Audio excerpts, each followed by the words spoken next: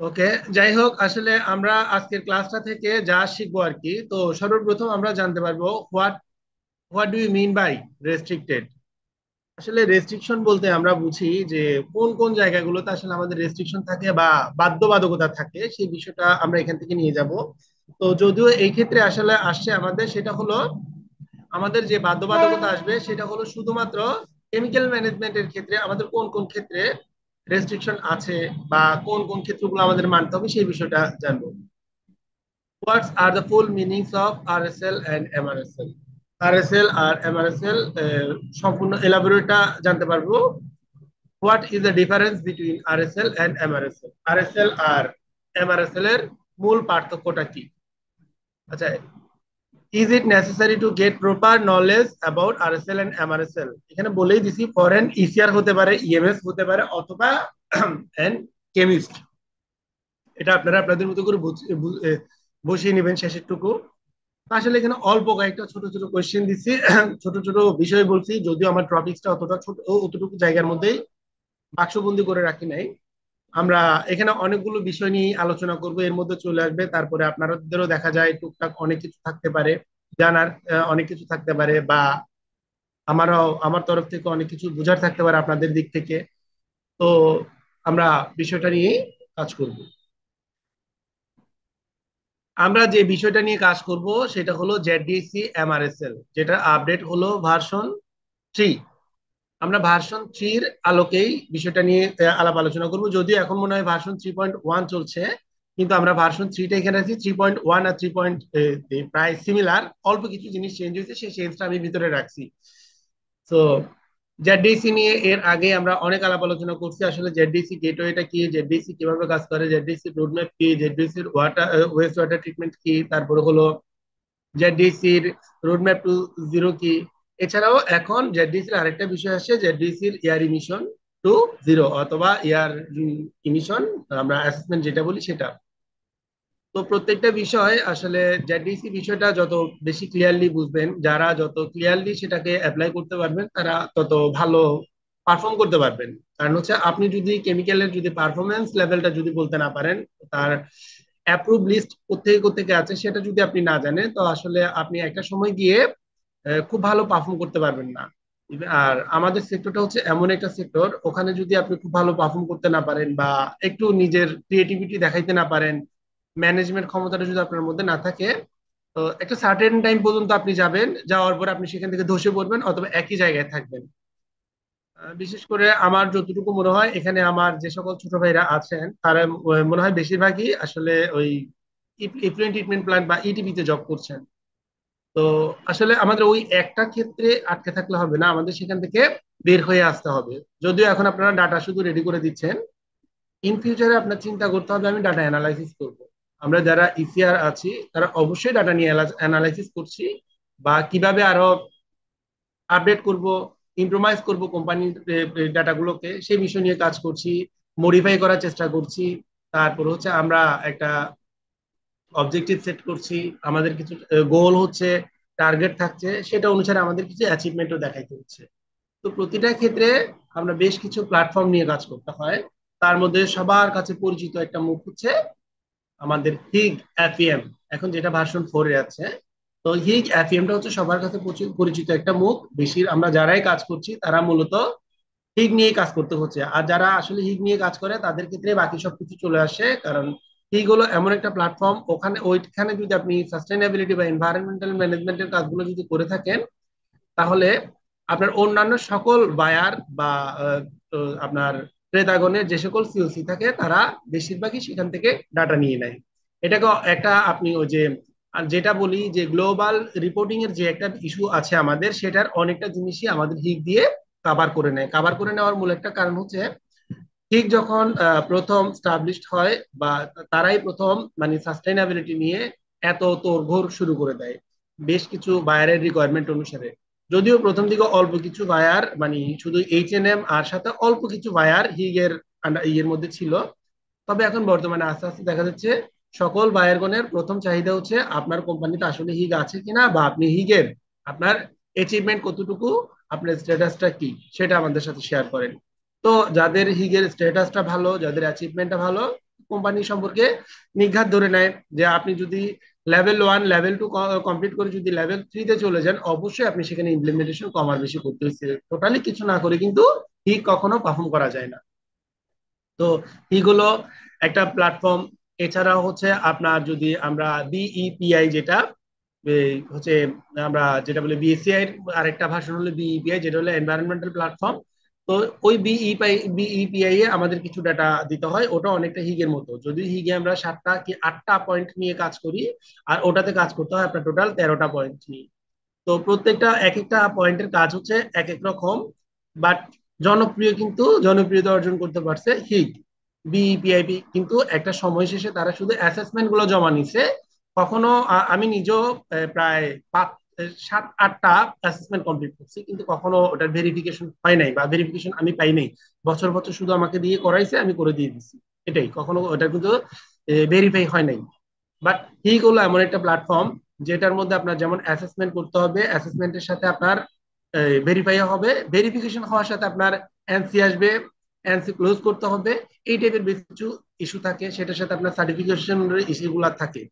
তো একইভাবে প্রত্যেকটা জায়গায় যদি আপনি গ্লোবাল রিপোর্টিং এ যদি কাজ করতে যান বা আপনার যদি সাস্টেইনেবল ডেভেলপমেন্টে কাজ করতে চান, তো সেই ক্ষেত্রে হচ্ছে আপনার ডিএসসি মাস্ট আপনার জানতে হবে। এটা না জানলে আসলে একটা সময় গিয়ে নিজেকে মনে হবে যে আসলে আপনি কিছুই পারেন না।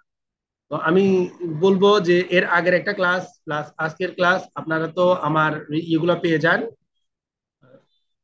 কি বলে, আমি কিন্তু আমার স্লাইড গুলা শেয়ার করে দেই, যেহেতু স্লাইড শেয়ার করা হয়ে যায় তো আপনারা স্লাইড গুলা নিয়ে নিজেরা একটু পড়াশোনা করেন, বিষয়টা নিয়ে জানেন। এছাড়াও আর অনেক বড় একটা প্ল্যাটফর্ম হচ্ছে অনলাইন থেকে খুব ভালো ভালো গাইডলাইন আছে, গাইডলাইন গুলাতে কি বলতে চায়। আমরা বেশিরভাগ সময় হয় কি যে আমার একটা গাইডলাইন আছে, আমি গাইডলাইনটা নিয়ে রেখে দিলাম। তো আসলে আমি আশা করব যে আপনারা গাইডলাইনটা নিয়ে শুধুমাত্র রেখে দিবেন না, একটা গাইডলাইনের আপনি চ্যাপ্টার ওয়াইজ এক একটা চ্যাপ্টার ধরে ধরে একটু একটু পড়াশোনা করেন, জানার চেষ্টা করেন যে আসলে ওই গাইডলাইন গুলাতে কি কি বলতে চাইছে তারা, কেন গাইডলাইনটা সেখানে অ্যাপ্লাই তারা অ্যাপ্লাই করছে, বা আমাদেরকে সেটা কেন ফলো করতে হবে, আমি কি কি পাবো সেখান থেকে। এই বিষয়গুলো নিয়ে একটু পড়াশোনা করবেন। পড়াশোনা যে যত ভালো করবেন সে তত বেশি পারফর্ম করতে পারবেন ইন্ডাস্ট্রি লেভেলে। আর আপনার একটা জিনিস মাথায় রাখবেন, আপনি থার্ড পার্টি বলেন বা সরাসরি বায়ার বলেন, আপনি তাদের সাথে যখনই তাদের সামনাসামনি বসবেন আপনার টুকটাক কথা বলতে হবে তার সাথে। আপনি একটা টপিকস নিয়ে আলাপ আলোচনায় বসতে হবে।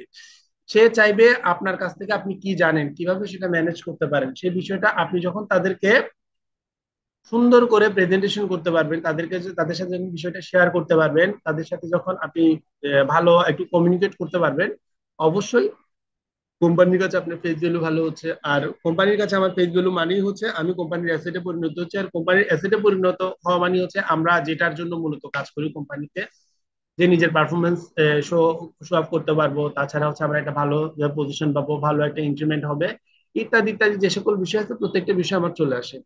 তো আই হোপ আপনারা ওই জায়গাগুলো একটু ভালো করে খেয়াল রাখবেন। ঠিক আছে?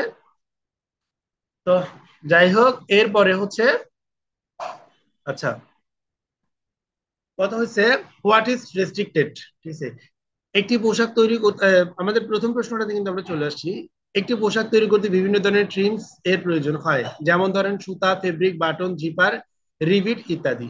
আর এই ট্রিমস গুলো বিভিন্ন ম্যানুফ্যাকচারার তাদের ভিন্ন ভিন্ন মেকানিক্যাল ও প্রসেসের মাধ্যমে তৈরি করে থাকে। এছাড়াও তৈরি পোশাকগুলো ওয়াশিং ড্রাইং এর মাধ্যমে বিভিন্ন পরিবর্তন করা হয় এবং নানান।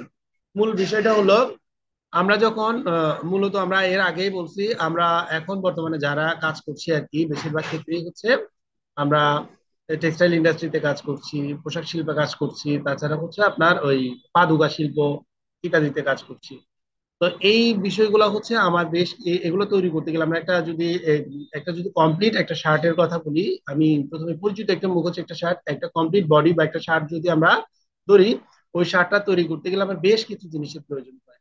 যেমন সুতো তৈরি হয়, আমার তুলো থেকে সুতা তৈরি করতে হবে, সুতা থেকে সেটা হচ্ছে কাপড় তৈরি করতে হবে, কাপড় থেকে তারপরে সেটা দিয়ে আমার একটা শার্ট বলি প্যান্ট বলি যেটা হবে সেটা তৈরি করতে হবে। তো তৈরি করার ক্ষেত্রে এরপরে আসে আমার যে বায়ারের রুচি ও চাহিদা অনুসারে সেটাকে কি করতে ডিজাইন করতে হচ্ছে, কালার করতে হচ্ছে, তারপরে হচ্ছে সুতাটা একটু মোটা করতে হচ্ছে, চিকন করতে হচ্ছে, অথবা একটু মসলিন করতে হচ্ছে। তারপরে অথবা দেখা যায় আমার বায়ারের এক একজনের চাহিদা এক এক রকম, যার কারণে দেখা যায় যে আমার একটু বাটনটা এক একজন এক এক রকমের চাচ্ছে। কেউ চাচ্ছে যে আপনি কেমিক্যাল বাটন ইউজ করেন, কেউ বলছে যে আপনি ন্যাচারাল কোনো ফাইবার ইউজ করেন, কেউ চাচ্ছে যে আপনি আমাদের ন্যাচারাল বেশ কিছু এলিমেন্ট আছে যেগুলো, যেমন আমরা ডাবের খোসা বলেন, তারপরে হচ্ছে এই ইয়ে আছে না, বাঁশ বলেন, ইত্যাদিও কিন্তু আমাদের অনেক সুন্দর সুন্দর বাটন হয়। তারা ওগুলো ইউজ করতে বলছে। এছাড়া রিবিট ইউজ করতে হচ্ছে আমাদের, তাছাড়া আমাদের ইউজ করতে হচ্ছে ওই কি এই আমরা যেটা বলি জিপার। তো এই জিনিসগুলো তৈরি করতে গিয়ে আমাদের বেশ কিছু কেমিক্যালস ইউজ করতে হয়। হুম। ওই কেমিক্যালস গুলা তৈরি যখন আমরা ইউজ করবো, সেই কেমিক্যালস বলতে আমরা বুঝি যে বেশ কিছু এগুলো হচ্ছে বেশ কয়েকটা পদার্থ একত্রিত হয়ে সম্পূর্ণ ভিন্ন ধর্মী একটি নতুন পদার্থ তৈরি করে, যেটাকে আমরা কেমিক্যালস বলে আমাদের কাছে কেমিক্যাল হিসেবে পরিচিত। তো ওই কেমিক্যাল গুলো আসলে সবসময় বা কখনোই মানুষের জন্য উপকারী হয় তা না, তারা একদিক দিয়ে উপকার করলে অন্য দিক দিয়ে ক্ষতি ক্ষতি করে থাকে। তো পোশাক শিল্পে আমরা আমাদের উৎপাদন কাজ অব্যাহত রাখার জন্য যে সকল কেমিক্যাল গুলো সেখানে ব্যবহার করি, একটা সার্টেন টাইম শেষে যাতে ওই কেমিক্যালস গুলা আমার হেলথে অথবা আমার এন্টায়ার এনভায়রনমেন্ট অথবা যারা যে সকল কর্মীরা কাজ করছে তাদের স্বাস্থ্যের প্রতি কোনো ধরনের ক্ষতি না করে, সেটা নিশ্চিত করার জন্য বলছে আমরা কেমিক্যালটা ব্যবহার করব, তবে সেটার মধ্যে বেশ কিছু রেস্ট্রিকশন দেওয়া আছে। সেই রেস্ট্রিকশনটা হচ্ছে কি অনুসারে? রেস্ট্রিকশনটা হচ্ছে সেই জেডিসি তে আমরা এর আগেই বলে দিছি, zero discharge of Hazard chemical যেটা ছিল জেডিসি, সেখানে কিন্তু সুন্দর করে বলে দিছিলাম যে ওটা অনুসারে আমরা আমাদের আমরা আমাদের কেমিক্যালের রেস্ট্রিকশনটা দিয়ে দিব। যেমন কোন কেমিক্যালের প্যারামিটার কতটুকু থাকবে, ওই প্যারামিটার অনুসারে কেমিক্যালটা দিয়ে যখন একটা ট্রিমস বা একটা প্রোডাক্ট আমরা তৈরি করব, তৈরি করার পরে ওই প্রোডাক্টটা কি আদতে ফাইনালি যখন আমরা ওয়াশ করে আমার ক্রেতাদের হাত পর্যন্ত যাওয়া অবধি ওই কেমিক্যালস এর রিয়েকশনটা কতটুকু থাকবে, কোন কোন মাত্রায় থাকতে হবে, সেটা কিন্তু কেমিক্যালটা ম্যানুফ্যাকচারাররা যখন তৈরি করবে সেখান থেকেই তারা তাদের এলিমেন্ট গুলা নিশ্চিত করে দিবে যে আমার এই কেমিক্যালটা যদি আমি এই মাত্রায় তৈরি করি, এই প্যারামিটার দিয়ে তৈরি করছি, এটা ফাইনালি যেতে যেতে তখন আমার এই প্যারামিটার গুলা একটা নির্দিষ্ট লিমিটস এর মধ্যে চলে আসবে। আর ওই লিমিটস এর মধ্যে যেটা থাকবে সেটাকেই বলা হয় মূলত রেস্ট্রিকশন। এই জায়গাটা থেকে আপনাদের কারো কোনো সমস্যা আছে? রেস্ট্রিকশন, রেস্ট্রিক্টেড সাবস্টেন্স বা আমাদের রেস্ট্রিকশন সাবস্টেন্স বলতে কি বুঝি, সেই জায়গাটা ক্লিয়ার আপনারা?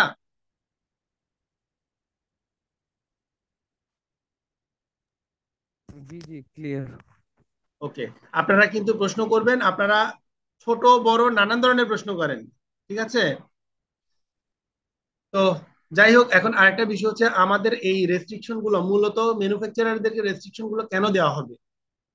দেওয়া হওয়ার কারণ হচ্ছে যখন আমরা প্রত্যেকটা জিনিস জানি, যখন কোন একটা প্রোডাক্ট উৎপাদন করব, উৎপাদন শেষে মানে যখন সেটার ব্যবহার হয়ে যাবে, ব্যবহার পরে সেটাকে আমাদের ধ্বংস করে দিতে হবে। যে এটা জিনিস যখন, যেমন আমি একটা শার্ট কিনলাম, শার্টটা যখন আমি অনেকদিন ব্যবহার করছি, ব্যবহার করার পরে সেটা ছিঁড়ে গেছে, ফেটে গেছে বা নষ্ট হয়ে গেছে, এখন সেটাকে কি করতে হবে? ধ্বংস করে দিতে হবে। তো ধ্বংস করার জন্য আমাদের একটা, আমরা সবসময় বুঝি কি, সেটাকে মানে পরিবেশে ফেলে দিতে হবে। হয় সেটাকে আমরা কোথাও স্তূপ আকারে মানে ডাম্পিং প্লেসে ফেলে দিব, আর না হলে আগুনে পুড়িয়ে ফেলবো, আর না হলে পানি জলাধারের মধ্যে ফেলে দিব। কিন্তু আমার ওই জিনিসটাকে নিশ্চিত করতে হবে যে আমার এই সারটা তৈরি করতে গিয়ে এখানে বেশ কিছু কেমিক্যাল ব্যবহৃত ছিল। সেই কেমিক্যালটা যদি আমি সেটা আগুনে পোড়াই ফেলি, আগুনের সংস্পর্শে এসে কেমিক্যাল গুলো আবার পুনরুজ্জীবিত হয়ে যায়। কিছু কিছু কেমিক্যাল আছে যারা টেম্পারেচারের সাথে ইন্টারনাল কারেকশন রিয়েকশন হয়, রিয়েকশন হওয়ার পরে তারা পরিবেশের সক্স নক্স ইত্যাদি উপাদানের বা CO2, carbon die oxide, carbon monoxide ইত্যাদি বাড়িয়ে দেয়। তো ওইটা যাতে বেড়ে না দেয় সেজন্য আমার কি করতে হবে, কেমিক্যালটা যখন ওয়াশ করব, ওয়াশ করার সময় সেটা সম্পূর্ণ পরিশোধন করতে হবে।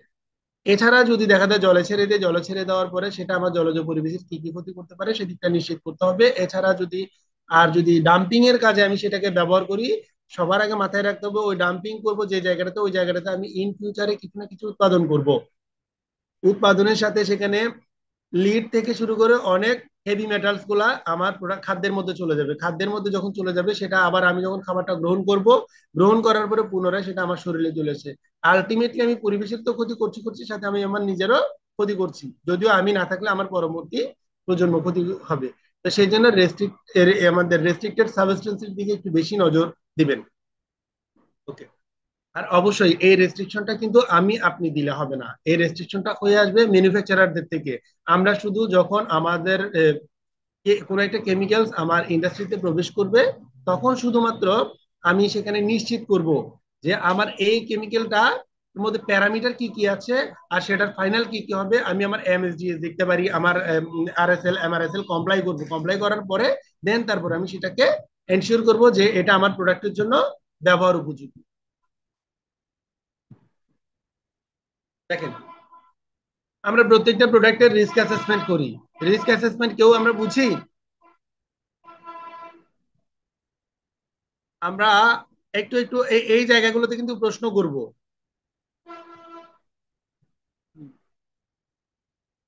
আমরা স্যার একটু রিস্ক বুঝিয়ে অ্যাসেসমেন্ট বলুন। বলতে কিছু বুঝি?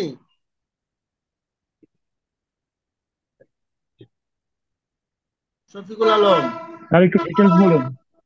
জি আচ্ছা, স্যার, একটু ডিটেলস একটু বললে আচ্ছা, আমি রিস্ক অ্যাসেসমেন্ট অর্থ হলো, যেমন আমরা যদি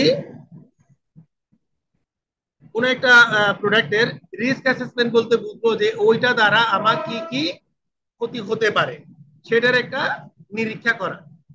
হ্যাঁ, যেমন আমার কাছে কিছু রিসোর্স আছে, সেই রিসোর্সটাকে আমি ব্যবহার করলাম, ব্যবহার করার পরে সেটার ফলশ্রুতিতে আমার একটা ক্ষতি হওয়ার সম্ভাবনা আছে, সেটাকে বলবো আমরা রিস্ক।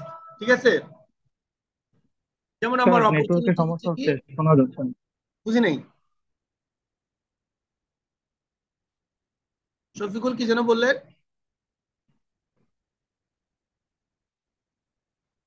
হ্যালো? হ্যালো?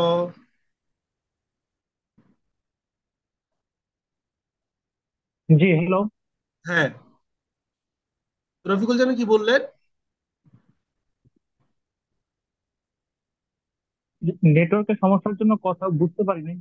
ও আচ্ছা, না আমি আর ক্লিয়ার করছি। আমার ওই যে বাসার পাশে পিছন দিয়ে আবার ট্রেন যায়, বুঝছেন? ট্রেনটা যখন যায় তখন সাউন্ড অনেক বেশি হয়, সেই জন্য হয়তো ক্লিয়ার শুনেন না। আমি আবার ক্লিয়ার করছি বিষয়টা। জি স্যার, প্রথমেই থ্যাংক ইউ। যখন, হ্যাঁ, প্রথমেই যখন আমার রিস্ক অ্যাসেসমেন্ট করতে যাব, তখনই আমার দেখতে হবে, ঠিক আছে, আমার আসপেক্ট কোনটা আর ইম্প্যাক্ট কোনটা। প্রথমে হচ্ছে আমি একটা আসপেক্ট, যেমন হচ্ছে আপনি একটা আপনি সাপোজ ধরেন, আমি যেটা আমাদের কাছে পরিচিত এমন একটা জিনিস আমি দেখাই। যেমন আমার জেনারেটর, জেনারেটর হলো আমার এখানে একটা স্থায়ী সম্পত্তি। জেনারেটরের ব্যবহারটা হলো, জেনারেটরটা হলো আমার জন্য আসপেক্ট। ঠিক আছে? যে এটা আমার সম্পদ, এটা আমি ব্যবহার করতে পারবো, এটা হলো আমার রিসোর্স, রিসোর্সটা হলো হবে আসপেক্ট। কিন্তু জেনারেটর যখন চালাইয়ে আমি বিদ্যুৎ উৎপাদন করব, তখন সেখান থেকে একটা ইম্প্যাক্ট আসবে। ইম্প্যাক্টটা কি কি হতে পারে?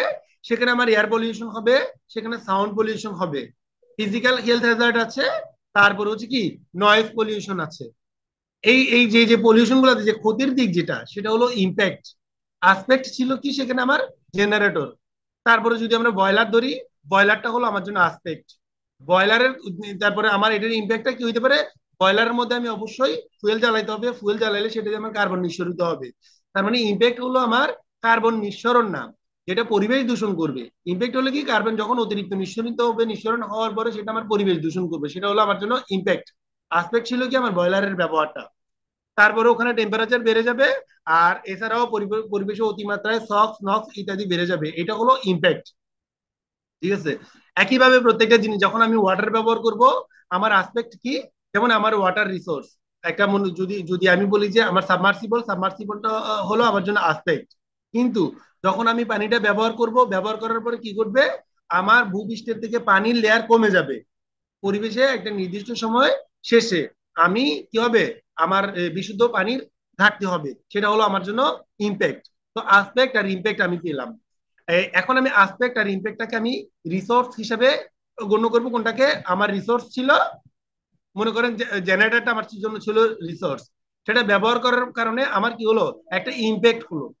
এখন ইম্প্যাক্ট যেটা হইলো, সেই ইম্প্যাক্টটার ক্ষতিটা কি মাত্রায় হতে পারে? সোর্স ইনটু সিচুয়েশন, এই দুইটাকে যখন আমি একসাথে গুণ করে দিব, গুণ করার পরে আমার একটা মান আসবে। সেই মানটাকে আমি আমার নিজের ইচ্ছা মতো সাজাবো। সেটা আমি প্যাটার্ন থ্রিতে সাজাইতে পারি, প্যাটার্ন ফাইভে সাজাইতে পারি। প্যাটার্ন থ্রি হলো কোনটা? মনে করেন আমি লো, মিডিয়াম, হাই, এই তিনটা ক্যাটাগরিতে ভাগ করছি। প্যাটার্ন ফাইভ হলো কি? লো, তারপরে মিডিয়াম, আচ্ছা, প্রথমে ধরেন টলারেট, তারপরে ধরেন লো, তারপরে ধরেন মিডিয়াম, তারপরে হলো কাউন্ট একসেপ্টেবল, তারপরে হলো হাই। এই পাঁচটা ক্যাটাগরিতে ভাগ করতে পারেন।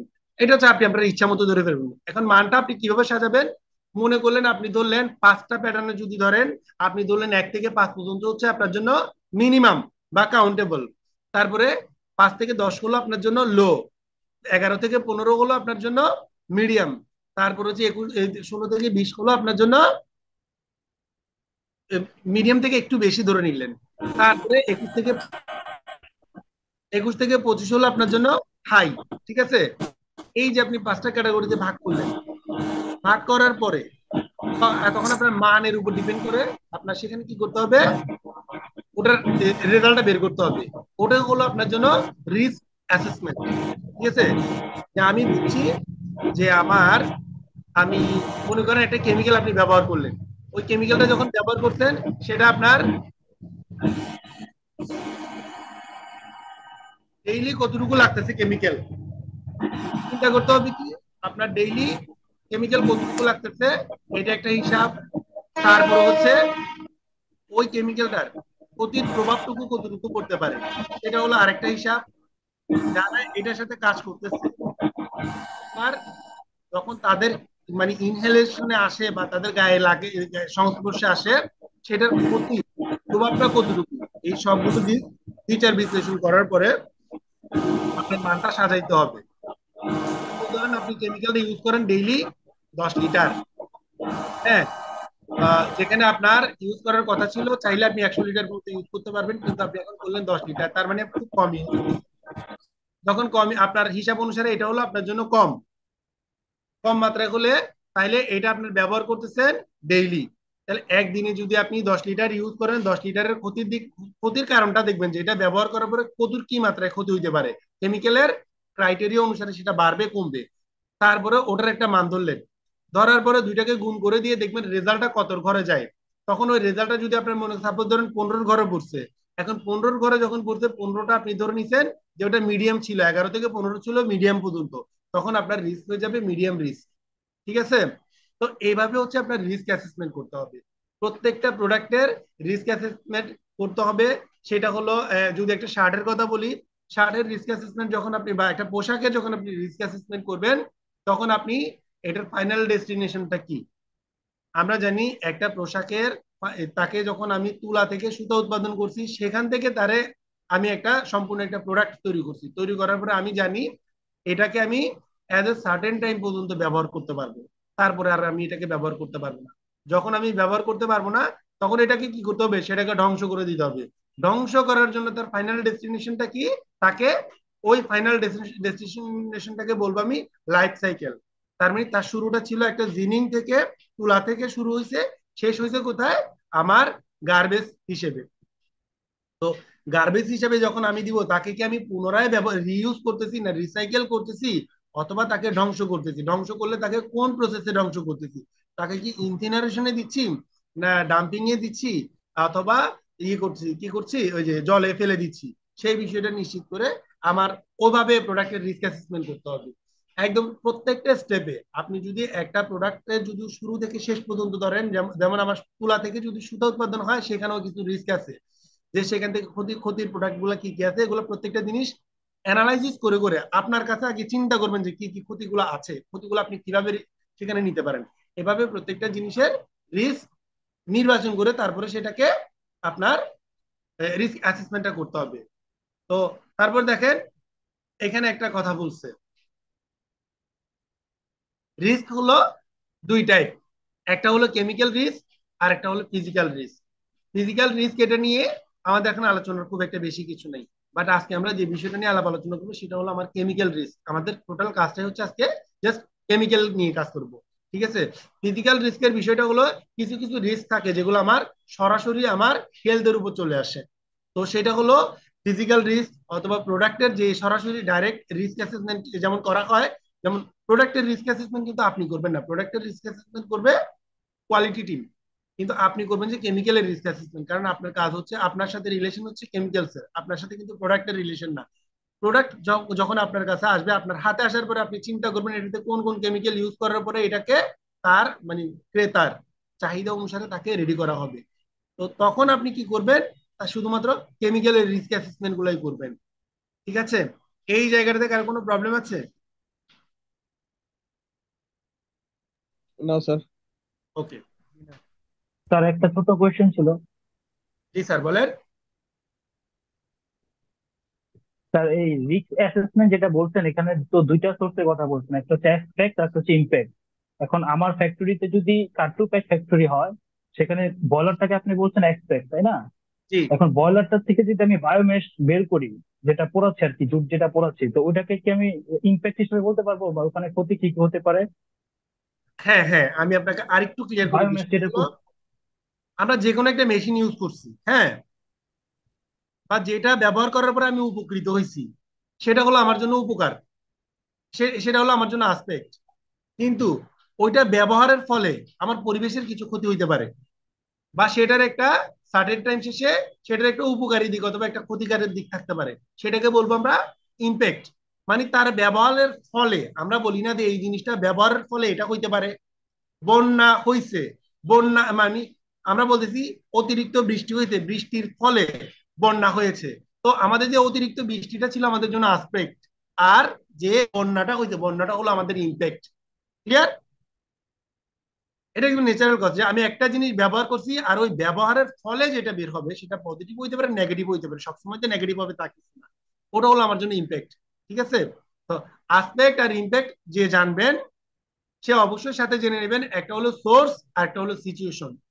সোর্স কোনটা, যেটা আপনি ব্যবহার করবেন সেটা হলো সোর্স, ওটাই হলো আপনার আসপেক্ট। আর যেটা আপনার বের হবে সেটা হলো আপনার জন্য সিচুয়েশন। যদি আমরা রিস্ক অ্যাসেসমেন্ট করতে যাই তখন হলো source into situation equal to হলো আপনার এই কি রিস্ক অ্যাসেসমেন্ট বা টোটাল রিস্ক। ক্লিয়ার? এটাকে অন্যভাবে বলা যায় সোর্স ইনটু সিভিয়ারিটি। সিভিয়ারিটি মানে হলো কি আপনার ক্ষতির মানে মাত্রা, source into severity, source into situation. ঠিক আছে? আবার আমরা অপরচুনিটি ইনটু ফলাফল, আপনি আপনার মতো ব্যবহার করতে পারেন। তবে সবচেয়ে বেশি গ্রহণযোগ্য ছিল যে সোর্স ইনটু সিভিয়ারিটি। মানে মোট কথা হচ্ছে আপনি এই জিনিসটা ব্যবহার করছেন, ব্যবহার করার ফলে সেটার ক্ষতির মাত্রাটা কি পরিমাণ ছিল, ঠিক আছে, ওই ক্ষতির মাত্রাটাকে বলবো আমরা সিভিয়ারিটি। ক্লিয়ার?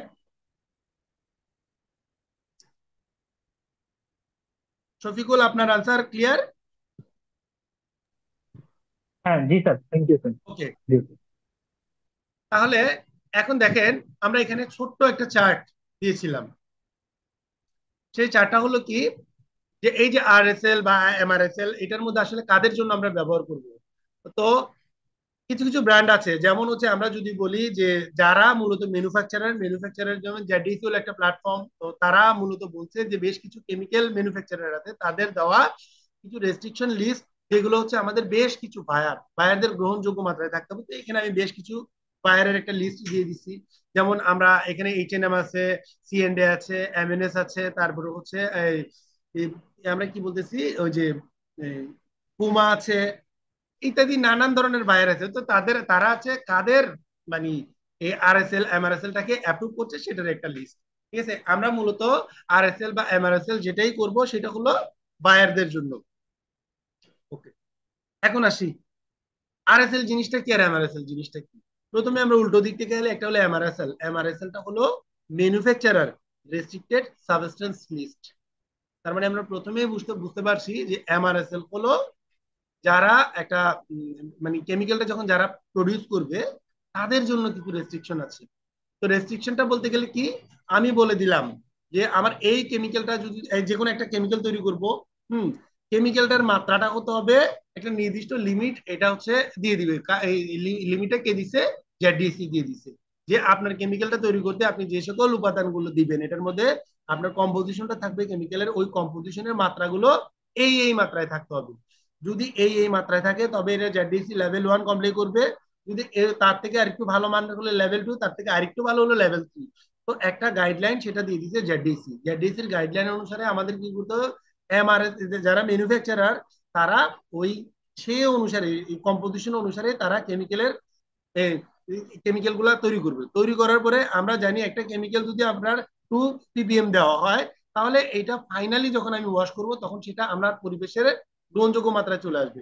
তো তারা এটা হচ্ছে মূলত এমআরএসএল যেটা, সেটা হলো মূলত সেটা মেনটেন করবে ম্যানুফ্যাকচারাররা, যারা কেমিক্যালটা তৈরি করবে তারাই মূলত এমআরএসএলটা কমপ্লাই করবে। তাহলে আরএসএলটা কাদের জন্য? আরএসএল হচ্ছে যারা ইউজ করবে, লাইক আমরা যারা ইউজ করছি তাদের জন্য হচ্ছে সেটা। তো তারপরে দেখেন, আহ, দেখেন এই অ্যারাসেলটা হলো কি product, product restricted substance list. আমার একটা প্রোডাক্ট যখন আমি তৈরি করব, সেই প্রোডাক্টের জন্য কোন কোন রেস্ট্রিকশন গুলো আমি কমপ্লাই করব সেটাও কিন্তু জেডিসি বলে দিচ্ছে।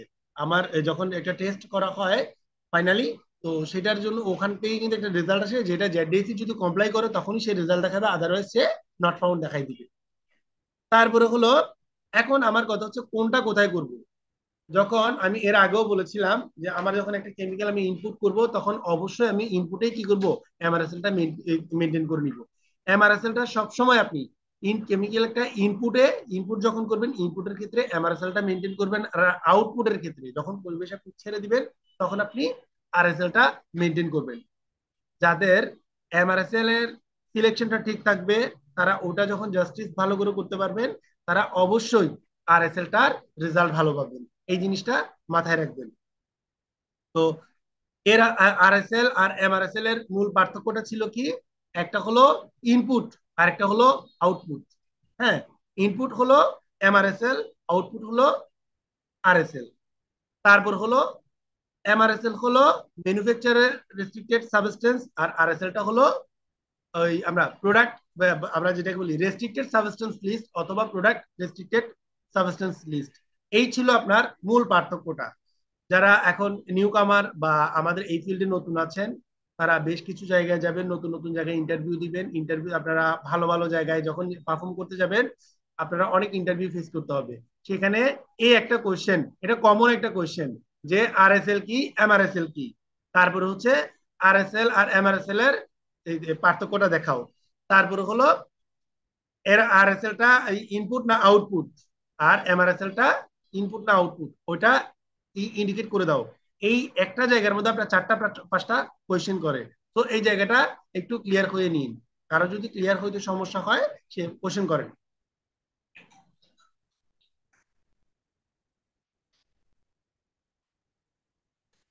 কারো কোনো কোয়েশ্চেন আছে?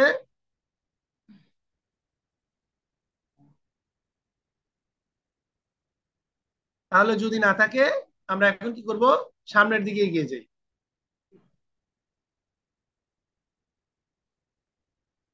দেখেন, আমরা এখানে এই বিষয়টা এর আগের স্লাইডেও বলে দিছি, আপনাদের সুবিধার্থে আবার পরপর এখানে দেওয়া হয়েছে। যেমন হচ্ছে আরএসএল এর রেস্ট্রিক্টেড সাবস্টেন্স লিস্ট আর এমআরএসএল এর ম্যানুফ্যাকচারার রেস্ট্রিক্টেড সাবস্টেন্স লিস্ট।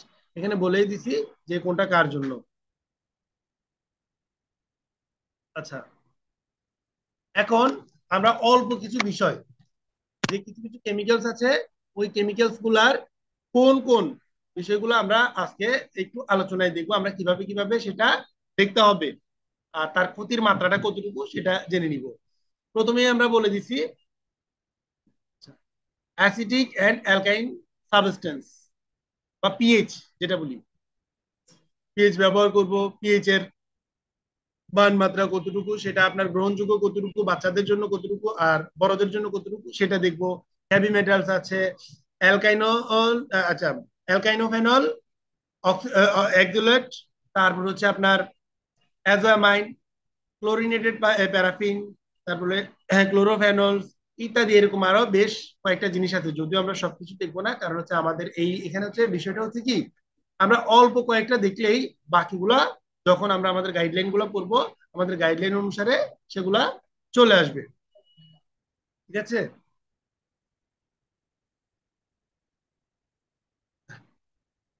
এটা হলো পিএইচ। আমরা কি পিএইচ এর ডেফিনেশনটা জানি? এর আগের ক্লাসে বলছিলাম পিএইচ জিনিসটা কি, power power of of hydrogen. Hydrogen. এটা হলো একটা। আর অন্যভাবে বলতে পারি যে ঋণাত্মক লগারিদমের মানকে আমরা পিএইচ বলি, অথবা বলতে পারি হাইড্রোজেনের মান, এই পাওয়ারকে বা পাওয়ার অফ হাইড্রোজেন তো বললামই, ইত্যাদিকে আমরা পিএইচ বলতে পারি। এখন পিএইচ জিনিসটা কি? পিএইচ হলো জাস্ট একটা প্যারামিটার, যে প্যারামিটার দ্বারা আমি নিশ্চিত করব যে এটা আসলে আপনার জন্য অ্যাসিটিক না অ্যালকাইন। তো সেটা জানার জন্য আমাদের যেটা করতে হবে, এখানে দেখেন আমি একটা স্কেল ইউজ করছি, পিএইচ দিছি, পিএইচ এর একটা স্কেল দিছি। তো পিএইচ এর স্কেলটা 0 থেকে 14 পর্যন্ত আছে, তাই না? যে কোনো জিনিস আমরা বলে দিছিলাম এর আগে, যদি আমরা আমরা যদি বলি যে জিরো, কোনো একটা জিনিস জিরো থেকে যদি শুরু হয় সেখান থেকে জিরোটাই নিউট্রাল হওয়ার কথা, কিন্তু পিএইচ স্কেলের ক্ষেত্রে এর একটু ডিফারেন্স ছিল। ডিফারেন্ট হচ্ছিল সেটা ঠিক মিড পয়েন্ট, যেটা মিড পয়েন্টে গিয়ে সে নিউট্রাল ছিল। যেমন 0 থেকে 6 পর্যন্ত হচ্ছে আপনার অ্যাসিটিক। আপনার কোন একটা পদার্থের মান যদি 0 থেকে 6 পিএইচ এর মান যদি, বা হাইড্রোজেনের মান যদি সেখানে 0 থেকে 6 পর্যন্ত থাকে, তখন সেটা হবে অ্যাসিটিক। মানটা হবে যত কম, মানে 0 থেকে যত কম, 6 থেকে যত কমের দিকে আসবে, এটার ক্ষতির মাত্রা তত বেশি। যেমন জিরো, যার পিএইচ এর মান হচ্ছে 0, তার মানে এটা হাইলি অ্যাসিটিক। 1 হলে তার থেকে আরেকটু কম, 2 হলে তার থেকে আরেকটু কম, 3 হলে তার থেকে আরেকটু কম, 4 5 হলে একটু থেকে একটা একটু একটু কম, 7-এ গিয়ে সেটা নিউট্রাল হয়ে যাবে, মানে পিএইচ এর মান অকার্যকর। 7-এ যেটা আমরা পাবো সেটা হলো অকার্যকর। ঠিক একইভাবে যদি আমরা অ্যালকাইন বলি, অ্যালকাইনের ক্ষেত্রে আমার হবে কি 8 থেকে 14, তার মানে অ্যালকাইনে গিয়ে আবার উল্টে যাবে। এইটার ক্ষেত্রে আপনার যত কমের দিকে আসবে, তার মানটা যত কম থাকবে, এর অ্যালকাইনের পরিমাণটা তত ভালো থাকবে। যেমন 7 থেকে 8-এ গেলে এটার অ্যালকাইনের পরিমাণ বেড়ে যাবে, 9-এ গেলে আরো বেড়ে যাবে, 10-এ এইভাবে 14 পর্যন্ত গেলে এটা বেড়ে যাবে। তার মানে দুইটার কিন্তু আপনি উল্টো দিক থেকে গুণে আসতে হবে। উল্টো থেকে যে আমার নিউট্রালের আশেপাশে যেটা থাকবে সেটা হবে আপনার গ্রহণযোগ্য মান। যদিও বা পিএইচ এর ক্ষেত্রে আমাদের ডিওই এর গাইডলাইন অনুসারে, বা আমাদের বাংলাদেশ বা এনভায়রনমেন্টের গাইডলাইন অনুসারে বলছে পিএইচ এর মান হচ্ছে 6 to 9 বা 8.5, 6 to 8.5 অথবা 6 to 9ই ধরতে পারেন। সেটা হলো কি গ্রহণযোগ্য মাত্রা। তো এখন আমার কথা হলো,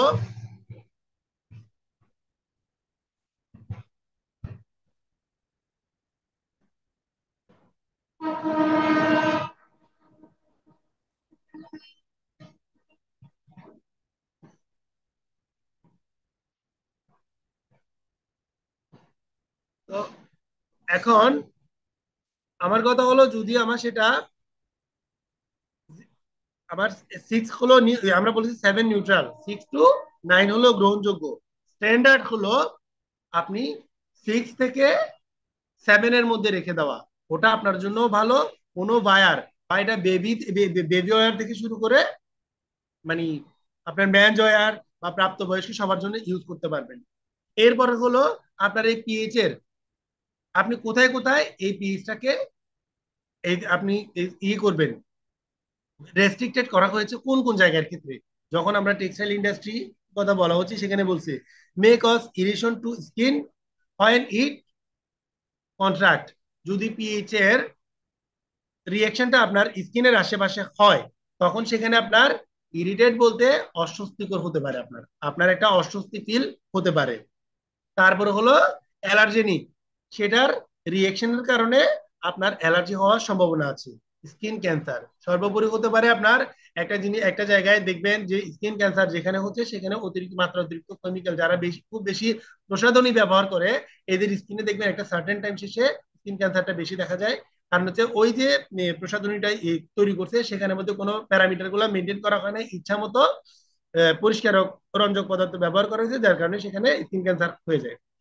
এরপর হচ্ছে এটা কোথায় কোথায় আমরা অ্যাপ্লিকেশন করব। আমরা অ্যাপ্লিকেশন করবো টেক্সটাইলে করতে পারি, লেদারে করতে পারি। হ্যাঁ, তারপরে হচ্ছে অ্যাপ্লিকেবল লিমিট। তো পিএইচ এর অ্যাপ্লিকেশন যে লিমিট সেটা হচ্ছে আপনার টেক্সটাইল আর লেদারের ক্ষেত্রে আলাদা আলাদা করে দেওয়া হয়েছে। যেমন টেক্সটাইল ইন্ডাস্ট্রিতে বলা হচ্ছে যখন আপনি টেক্সটাইল যে কোনো একটা প্রোডাক্ট যখন আপনি তৈরি করবেন, সেই প্রোডাক্টটার ফাইনালি যখন আপনি এটার পিএইচটা মাপবেন, সেখানে আপনার পিএইচ এর মান থাকতে হবে 4 থেকে 7 পর্যন্ত। মানে স্ট্যান্ডার্ড হচ্ছে 4 থেকে 7 পর্যন্ত, যেটা একসেপ্টেবল, আপনার স্কিন বা এন্টায়ার সারাউন্ডিংস এর কোনো ক্ষতি করবে না সেটা নিশ্চিত করা। আর যদি আপনি কোনো কারণে 4 to 7 এর বাহিরে দেন, তবে আপনার বায়ার সেই প্রোডাক্টটা আপনার কাছ থেকে নিবে না, যার রেজাল্ট স্বরূপ হয়ে যেতে পারে তাদের অর্ডার ক্যান্সেল হয়ে যেতে পারে, অথবা আপনার কোম্পানিতে যদি তাদের কোনো অর্ডার থাকে তারা সাথে সাথে সেটাকে তুলে নিয়ে যাবে, যতদিন পর্যন্ত আপনি তাদেরকে নিশ্চিত করতে পারবেন যে আপনার পিএইচ এর প্যারামিটারটা 4 to 7-এ থাকবে। ইন্টারন্যাশনাল বায়ার যারা বিভিন্ন ব্র্যান্ড মেনটেন করে চলে, তারা অবশ্যই একটা জিনিস মাথায় রাখবেন, আপনার কাছ থেকে প্রোডাক্ট নিয়ে যাওয়ার ক্ষেত্রে কখনোই সে তার জন্য ক্ষতিকর বা তার দেশের জন্য ক্ষতি হয় এই ধরনের কোনো প্রোডাক্ট সে নিবে না। আর লেদার ইন্ডাস্ট্রি বা চামড়া শিল্পের ক্ষেত্রে সেটাকে বলা হচ্ছে 3.5 to 7। এই জিনিস, এই প্যারামিটারটুকু আপনার মেনটেন করে দিতে হবে। তো পিএইচ এর বিষয়টা কি আমরা সকলে ক্লিয়ার?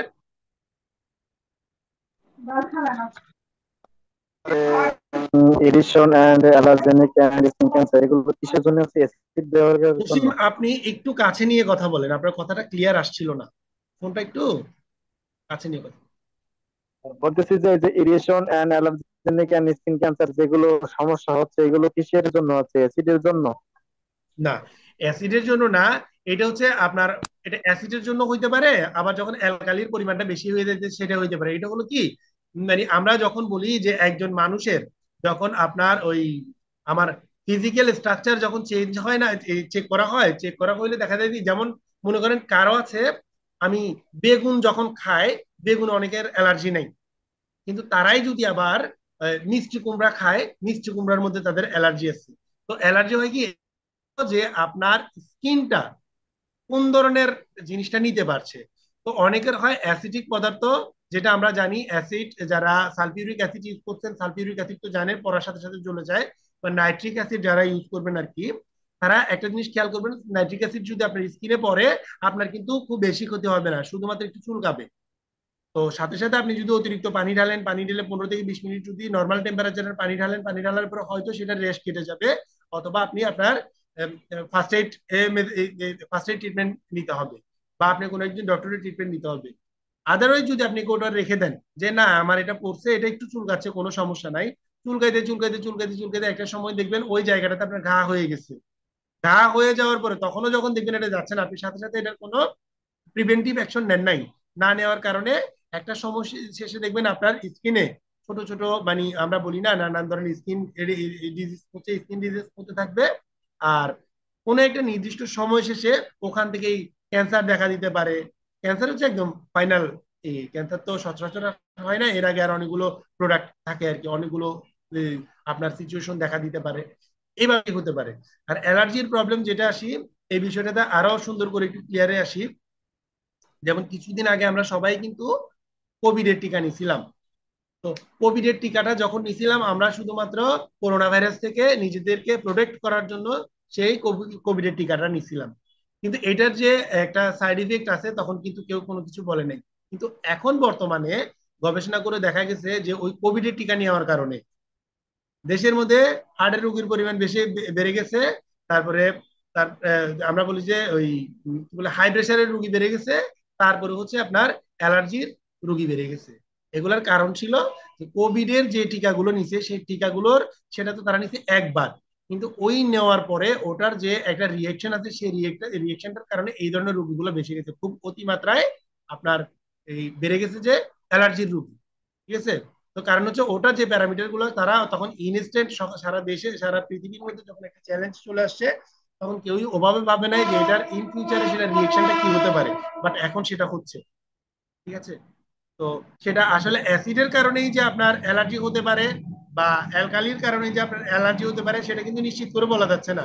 আপনি যদি ওই যে কি বলি আমরা, অ্যালার্ম যেটা আছে, অ্যালার্ম আপনার গায়ে লাগান বেশি মাত্রায় বললে সেটাও কিন্তু আপনার চামড়া স্কিন খেয়ে ফেলে বা স্কিন চুলকায়। আবার এসিডও আপনার গায়ে পড়লে সেটাও আপনার স্কিন চুলকায়। তো দুটার কিন্তু আবার ধর্ম দুই রকমের, দুইটাই যদি আপনার স্কিনে আসে দুইটাই কিন্তু আপনার শরীরে চুলকায়।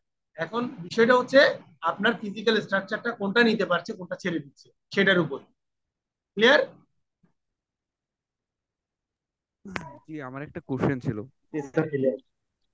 বলেন। জি, আমার একটা কোশ্চেন ছিল। কোশ্চেনটা হলো যে আমরা তো জানি যে জসিম, এসিডের আপনার মধ্যে ক্লাস সব আপনি ইয়েটা একটু কাছে নিয়ে যান, কথাটা সাউন্ড আসছে না। ও আচ্ছা, তাহলে আমার হেডফোন একটু সমস্যা আছে হয়তো, বা আমি একটু জোরে লাউডলি বলার চেষ্টা করতেছি। আচ্ছা। যে আমার যে কোশ্চেনটা ছিল সেটা হলো পি স্কেলে তো সাধারণত 0 থেকে 6 পর্যন্ত আমরা এসিডিও জানি, তাই না? হুম। তো কোনো টেক্সটাইল ইন্ডাস্ট্রিতে কোনো কেমিক্যাল ইউজ হয় কিনা যেটা বা কোনো কেমিক্যালের মান -0 হওয়ার কোনো সম্ভাবনা আছে কিনা? -0 তো আপনার প্যারামিটারেই নেই, তাহলে -0 আসবে কোত্থেকে? না না, এই জিনিসটা আমি জানি যে -0 আসলে প্যারামিটারে নাই, কিন্তু বেসিক্যালি আমি একটা টেক্সটাইল ল্যাব টেস্টিং ল্যাবে একটা কেমিক্যাল দেখলাম, যে ফিজিক্যালি যখন আমি যে দেখলাম যে একটা অনেকবার ট্রাই করতেছে, মানে রিডিং নিতেছে ডিজিটাল পিএস পিএস স্কেলে, যে মানটা মাইনাস মাইনাস রিডিং দেখাচ্ছে আর কি, -0 পয়েন্ট সামথিং এরকম একটা রিডিং দেখাচ্ছে। তো অনেকবার পিএস স্কেলটা আপনি ক্যালিব্রেশনের সব বিষয় দেখার পরও তারপরও দেখা গেল যে না, মাইনাস দেখাচ্ছে। এই জিনিসটা কেন হয়েছিল ওই সময়টা, এই জিনিসটা আমি আইডেন্টিফাই করতে পারি নাই। ওইটা কি আর আপনার? আরেকটা বিষয়, হুম, হ্যাঁ জি বলেন। বলেন, জি না, বলেন, আপনি শেষ করেন। যে আরেকটা বিষয় হলো, আমি তো বেসিক্যালি বা যে যে জিনিসটা জানি যে অ্যাসিডের মধ্যে সর্বোচ্চ বা সর্ব আহ, তীব্র অ্যাসিড হলো সালফুরিক অ্যাসিড, তাই না, যেটা জি, পিএস হলো 1। হুম। জিরো জিরো স্কেলে যে সব অ্যাসিডীয় গুলা আছে বা যে অ্যাসিড গুলো আছে, এগুলার কয়েকটা যদি আপনি নাম বলতেন আর কি, যেগুলার মানগুলা জিরো থাকে আর কি, পিএস স্কেলে মানে জিরো জিরো স্কেলে। স্কেলে কি কি অ্যাসিডের কি কি নাম বলতাম? কয়েকটা কেমিক্যালের যদি কম্পাউন্ডের নাম বলতেন আর কি, যদি আপনার জানা থাকে আর কি।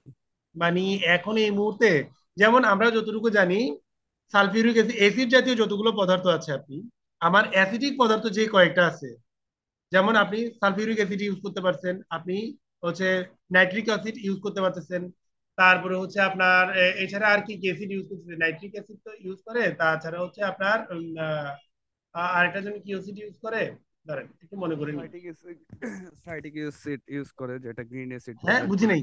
Hydrochloric acid. Citric citric acid use করে, যেটা গ্রিন অ্যাসিড বলে আর কি টেক্সটাইল হ্যাঁ, ইন্ডাস্ট্রিতে। তো আপনার এই যে সাইট্রিক অ্যাসিড যেগুলো আছে, এগুলো প্রত্যেকটাই হলো কি, আপনি এটার যখন ম্যানুফ্যাকচারিং দেখবেন, যেমন আমরা সালফিউরিক অ্যাসিডের ক্ষেত্রে যদি যাই, যে সালফিউরিক অ্যাসিডের ম্যানুফ্যাকচারিংটা কিভাবে হয়, আপনারা জানেন কিনা জানি না, সালফিউরিক অ্যাসিডের মধ্যে কিন্তু 98% হচ্ছে পানি, শুধুমাত্র 1.5%, বুঝছেন, হচ্ছে সেখানে পিওর সালফিউরিক অ্যাসিড। ভ্যানাডিয়াম পেন্টঅক্সাইডের মধ্য দিয়ে যখন 98% ওয়াটার, ইভেন 1.5% সালফিউরিক অ্যাসিড একত্রিত করা হয়, তখন সেখানে আপনার একটা পিওর সালফিউরিক অ্যাসিড তৈরি করা হয়। অবশ্যই মাথায় রাখবেন, সালফিউরিক অ্যাসিড কিন্তু পানিতে ছাড়া হয় না, পানি পানি কিন্তু সালফিউরিক অ্যাসিডে ছাড়া হয় না, পানির মধ্যে সালফিউরিক অ্যাসিডটা ছাড়া হয়। এটার মূল কারণটা হচ্ছে, আমরা অনেকেই বলবেন, মানে আপনার যখন ম্যানুফ্যাকচারার আপনার সালফিউরিক অ্যাসিডটা দিবে, সেখানের মধ্যে দেখবেন 35% সালফিউরিক অ্যাসিড, 60% সালফিউরিক অ্যাসিড, বা 98% সালফিউরিক অ্যাসিড, টোটালি বাকওয়াস। কারণ যে আপনাদের মধ্যে যদি কারো সৌভাগ্য হয়ে থাকে যে কোনো একটা কেমিক্যাল ইন্ডাস্ট্রির মধ্যে কাজ করার, বা তাদের কেমিক্যালের ম্যানুফ্যাকচারিং সম্পর্কে জানার, তারা জি আমার বিষয়টা খুব ক্লিয়ার। জি আমি মূলত আহ, আহ, আহ, আহ, একটা এমদাদুল, টেক্সটাইল আর একটু ইন্ডাস্ট্রিতে। কাছে নিয়ে কথা বলেন প্লিজ। জি আমি বলতেছিলাম যে আমি একটা টেক্সটাইল ইন্ডাস্ট্রিতে জানি, নারায়ণগঞ্জে ওরা সালফিউরিক অ্যাসিড ম্যানুফ্যাকচার করে আর কি। আপনার যে এই মুহূর্তে তো নামটা মনে পড়তেছে না, যে ওরা 98% সালফিউরিক অ্যাসিড প্রোডাকশন করে আর কি, র সালফার থেকে আর কি। তো ওই ভাই, ওই প্রসেস। আমি, শুনেন, আমি বাংলাদেশে একমাত্র পিওর সালফিউরিক অ্যাসিড উৎপাদন করা হচ্ছে আপনার চট্টগ্রামে। তাও ওটার এটার নাম জানে কি, কেমিক্যাল ইন্ডাস্ট্রি, আমি সরি, আমি নামটা এখন আমার মনে নাই, নামটা মনে পড়লে পরে এক সময় বলবো। টিএসপি টিএসপি, ইয়া, ঠিক আছে, হ্যাঁ টিএসপি। টিএসপি যেটা triple super phosphate, triple phosphate, triple super জি জি। ফসফেট, ঠিক আছে। তো আমি নামটা ভুলে যাওয়ার কারণ, দেখেন আমি কিন্তু ওখানে আমার ইন্ডাস্ট্রিয়াল অ্যাটাচমেন্ট ট্রেনিংটা করছি, বাট আমি এখন নামটা ভুলে গেছি। জাস্ট 1 মিনিট, আমি একজনকে একটা এসএমএস দিয়ে নেই, আমার কল করছি তো, একটা মিনিট।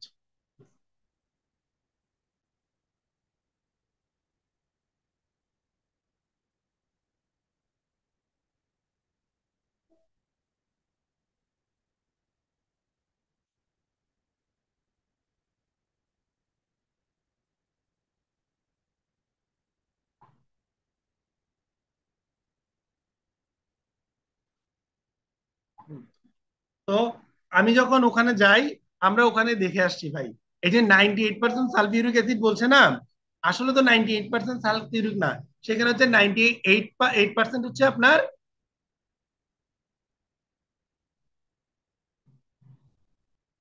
আচ্ছা, আমার প্রেজেন্টেশনটা তো দেখা যাচ্ছে না? আচ্ছা, জি জি জি, দেখা যাচ্ছে। ওকে।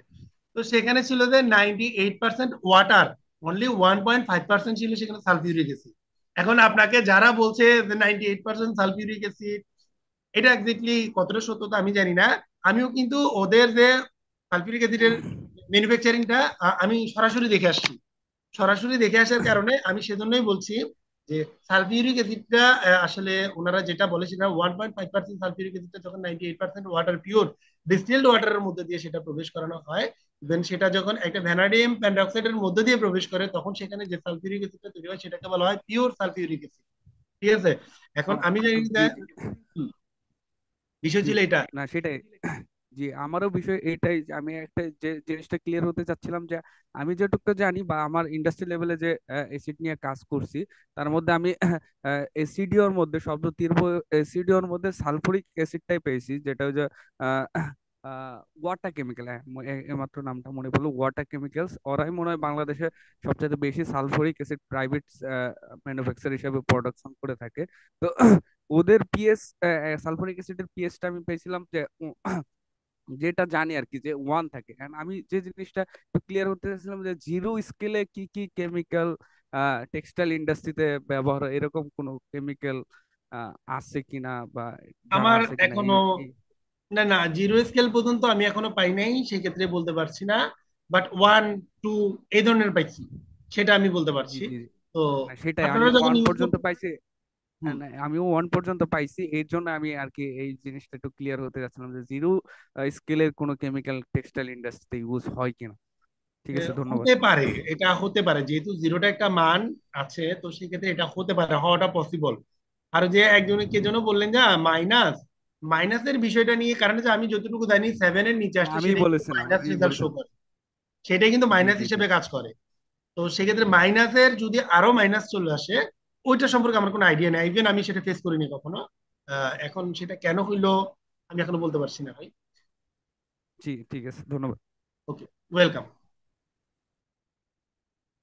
আচ্ছা, এখন হচ্ছে আমাদের যে এই পিএইচ এর প্যারামিটারটা কিন্তু খুব বেশি পরিমাণে ইউজ হবে, তো আপনারা এই জায়গাটাতে একটু পরিচিত হয়েন।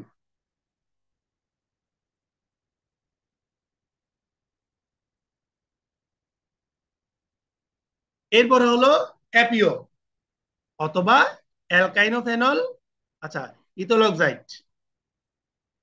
তো এইটার এই এই বিষয়টা হচ্ছে টেক্সটাইল ইন্ডাস্ট্রিতে যখন আপনি এই কেমিক্যাল ইউজ করবেন, কেমিক্যাল কোন কোন জায়গাগুলোতে আমরা ইউজ করি? আমরা ইউজ করি ওয়াশিং এ, ডাইং এ, প্রিন্টিং এ, ইত্যাদি জায়গাগুলোতে আমরা যখন কেমিক্যাল গুলো ইউজ করি তখন আমাদের তাদের এই প্যারামিটার গুলো দেখতে হয়। যেমন এফইও আর common ingredients in many chemical formulations use to produce আচ্ছা অ্যাপারেল অ্যান্ড ফুটওয়্যার ম্যাটেরিয়ালস।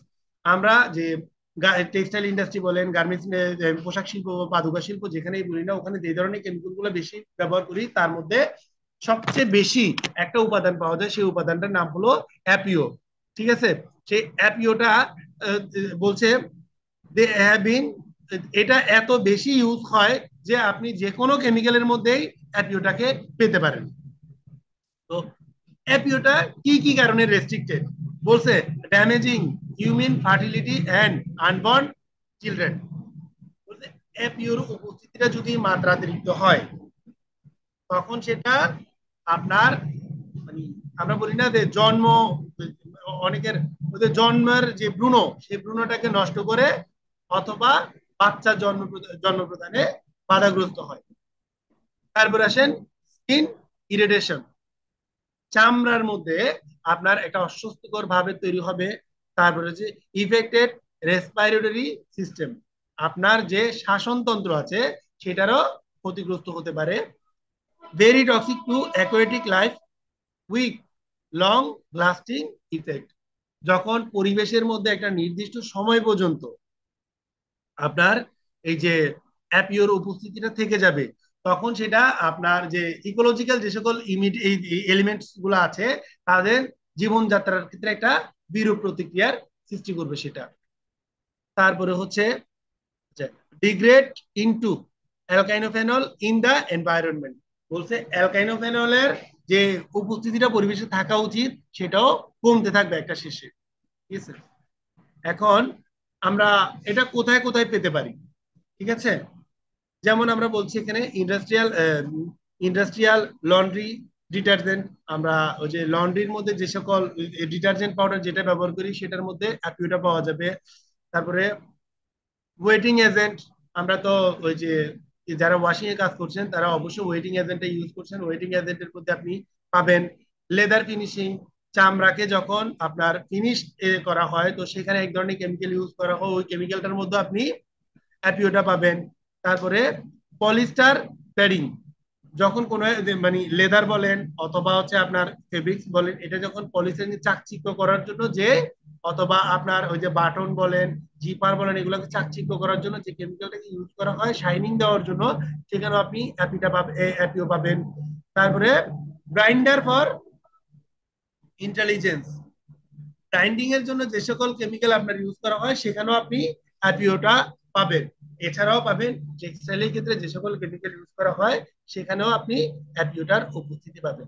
কথা হলো অ্যাপিওর উপস্থিতিটা হলো এমন একটা উপস্থিতি যেটা আপনি সর্বোপরি সকল ক্ষেত্রেই মোটামুটি সেটা আপনি ফিল করতে পারবেন। তো আপনার অ্যাপিওর ক্ষেত্রে আপনার দুইটা লিমিট দিয়ে দিচ্ছে বায়ারগণ। এই লিমিট কিন্তু আমার আপনার দেওয়া না, সেটা বায়ার তার প্রোডাক্টের মধ্যে কি মাত্রায় নিবে সেটা বায়ার তাদের সিওসি তে দিয়ে দিবে যে আমার এখানে অ্যাপিওর উপস্থিতি অতটুকু থাকতে হবে। এছাড়াও হচ্ছে আমরা যদি জেডিসির কথা বলি, জেডিসি যেহেতু ওয়ার্ল্ড ওয়াইড একটা সফটওয়্যার আর ওটা যেহেতু সকল বায়ার অ্যাপ্রুভ করছে, তো জেডিসি বলছে যে জেডিসির মধ্যে আপনার অ্যাপিওর রিপোর্টিং লিমিট হবে 20 ppm আর অ্যাকসেপ্টেবল লিমিট হবে 100 ppm। এখন রিপোর্টিং লিমিট হলো আপনার 20 ppm, তার মানে এই না যে আপনার 20 পর্যন্তই দিতে হবে। 20-এর নিচে নিচে যদি হয়ে যায় তখন সেটা আপনার জন্য রিপোর্ট করতে পারবেন না। আবার যদি ওদিকে 100-র উপরে চলে যায় সেটাও আপনি এই রিপোর্ট করতে পারবেন না। তার মানে 20 হলো সর্বনিম্ন রিপোর্ট করার লিমিট, আর সর্বোচ্চ হলো 100 পর্যন্ত যেটা আপনার বায়ার একসেপ্ট করবে। ঠিক আছে? তো 20 মানে কিন্তু জিরো না, বা 20 মানে হচ্ছে যে আপনি নট ডিটেক্টেড, 20-এর নিচে যদি হয় সেটা হয়ে যাবে আপনার নট ডিটেক্টেড। অনেকটা হচ্ছে আমরা যারা যারা সাউন্ড নিয়ে পড়াশোনা করছি, বিশেষ করে ফিজিক্স একটা চ্যাপ্টার ছিল যে শ্রাব্য, অবশ্রুতি, শ্রবণোত্তর, 3 ধরনের শব্দ ছিল। 20 থেকে 20,000 পর্যন্ত শ্রাবণাতীত, আবার সরি 0 থেকে 20 পর্যন্ত হচ্ছে শ্রাবণাতীত, 20 থেকে 20,000 পর্যন্ত হচ্ছে শ্রাব্য, আর 20,000-এর উপরে উপরে হলে শ্রাবণাতীত। তার মানে হলে কি 0 থেকে 20 পর্যন্ত যদি হয় সেই শব্দটা আপনি শুনতে পাবেন না, আবার যদি 20,000-এর উপরে হয় সেটাও আপনি শুনতে পাবেন না। শুধুমাত্র আপনার যে শব্দের উৎপত্তি সেটার গতি যদি পার ন্যানো সেকেন্ডে যদি 20 থেকে 20,000-এর মধ্যে থাকে তখন সেটা আপনি শুনতে পারবেন। ঠিক আছে? তো একই রকম হচ্ছে এখানেও একই একই কথা বলছে তারা যে আপনার রিপোর্টিং লিমিট সর্বনিম্ন রিপোর্ট করতে হলে আপনার 20 ppm থাকতে হবে। ঠিক আছে? আমরা ppm মানেই তো বুঝি, ppm হলো পার্টস পার মিলিয়ন। ঠিক আছে? তো 20 এর নিচে যদি থাকে সেটা হয়ে যাবে নট ডিটেক্টেড, আর 20 থেকে 20,000, 20 থেকে 100 পর্যন্ত হলো কি আপনার একসেপ্টেবল লিমিট। রিপোর্ট করতে হলে আপনার সর্বনিম্ন 20 হতে হবে। এই প্যারামিটারের এই যে একটা ঝামেলা, এই ঝামেলাটা মাথায় রাখবেন। এটা কিন্তু বুঝলে ইজি, না বুঝলে খুবই ঝামেলা দিবে। ক্লিয়ার?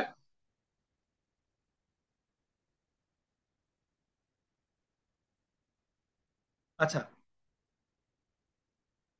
এরপরে আসি আমরা RL, ND, AL, ML, 4টা আমরা যেটা বলি এলিভেটিং ওয়ার্ড আছে যেগুলোর ফুল ফর্ম এখন করব। RL হলো রিপোর্টিং লিমিট। আমরা এর আগেই বলছি রিপোর্টিং লিমিট হলো সেটা বায়ার যখন আমার যেখান থেকে শুরু করবে, যেখান থেকে কাউন্ট করা শুরু করবে, যেটা হলে আমি আমার সফটওয়্যারে ইনপুট দিতে পারবো, তারা একসেপ্ট করবে, সেটা হলো আমার জন্য রিপোর্ট করার, যেখান থেকে আমার রিপোর্টিং শুরু হবে সেটা হলো রিপোর্টিং লিমিট। এনডি হলো নট ডিটেক্টেড। কথা হচ্ছে রিপোর্টিং লিমিটেড আগ মুহূর্ত পর্যন্ত হলো আমার জন্য এনডি বা নট ডিটেক্টেড। যে আমার যদি 20 হয়েছে রিপোর্টিং লিমিটেড, 19 পর্যন্ত আমার নট ডিটেক্টেড, 0 থেকে 19 পর্যন্ত হলো not detected. Acceptable limit, buyer যে বন্ডিংস দিয়ে দিবে, বায়ার যদি তার বন্ডিংস অনুসারে যদি আমার বলে যে 50 পর্যন্ত আমি নিব, তো তাদের জন্য 20 থেকে 50 পর্যন্ত একসেপ্টেবল। যেহেতু আমার কিছু কিছু কেমিক্যালস এর ক্ষেত্রে সেটা যদি হয়ে যায় 20 থেকে 100 পর্যন্ত, তবে আমার 100 পর্যন্ত হলো একসেপ্টেবল। তবে মাথায় রাখবেন, সর্বশেষ প্রান্তটা কখনো নিতে চাইবেন না, 5-10 একটু কম রাখার চেষ্টা করবেন। তারপরে এমএল হলো ম্যাক্সিমাম লিমিট, সর্বোচ্চ লিমিট কত পর্যন্ত হতে পারে। তো আমার একসেপ্টেবল লিমিট যেটা, সেটাই হলো মূলত ম্যাক্সিমাম লিমিট। যে সর্বশেষ, যেমন আমার 100 পর্যন্ত যদি হয়, আমি এই একসেপ্টেবল লিমিট, ওটাই হলো আমার ম্যাক্সিমাম লিমিট। এই জায়গাটুকু ক্লিয়ার, আপনারা খেয়াল রাখবেন, কারণ হচ্ছে আপনাদেরকে শুধু সংকেত গুলো দিয়ে দিবে, RL, ND, AL, ML, এই শব্দগুলোর সাথে পরিচিত হয়ে যাবেন। এই জায়গাটাতে কি কারো আমাদের কোনো প্রবলেম আছে?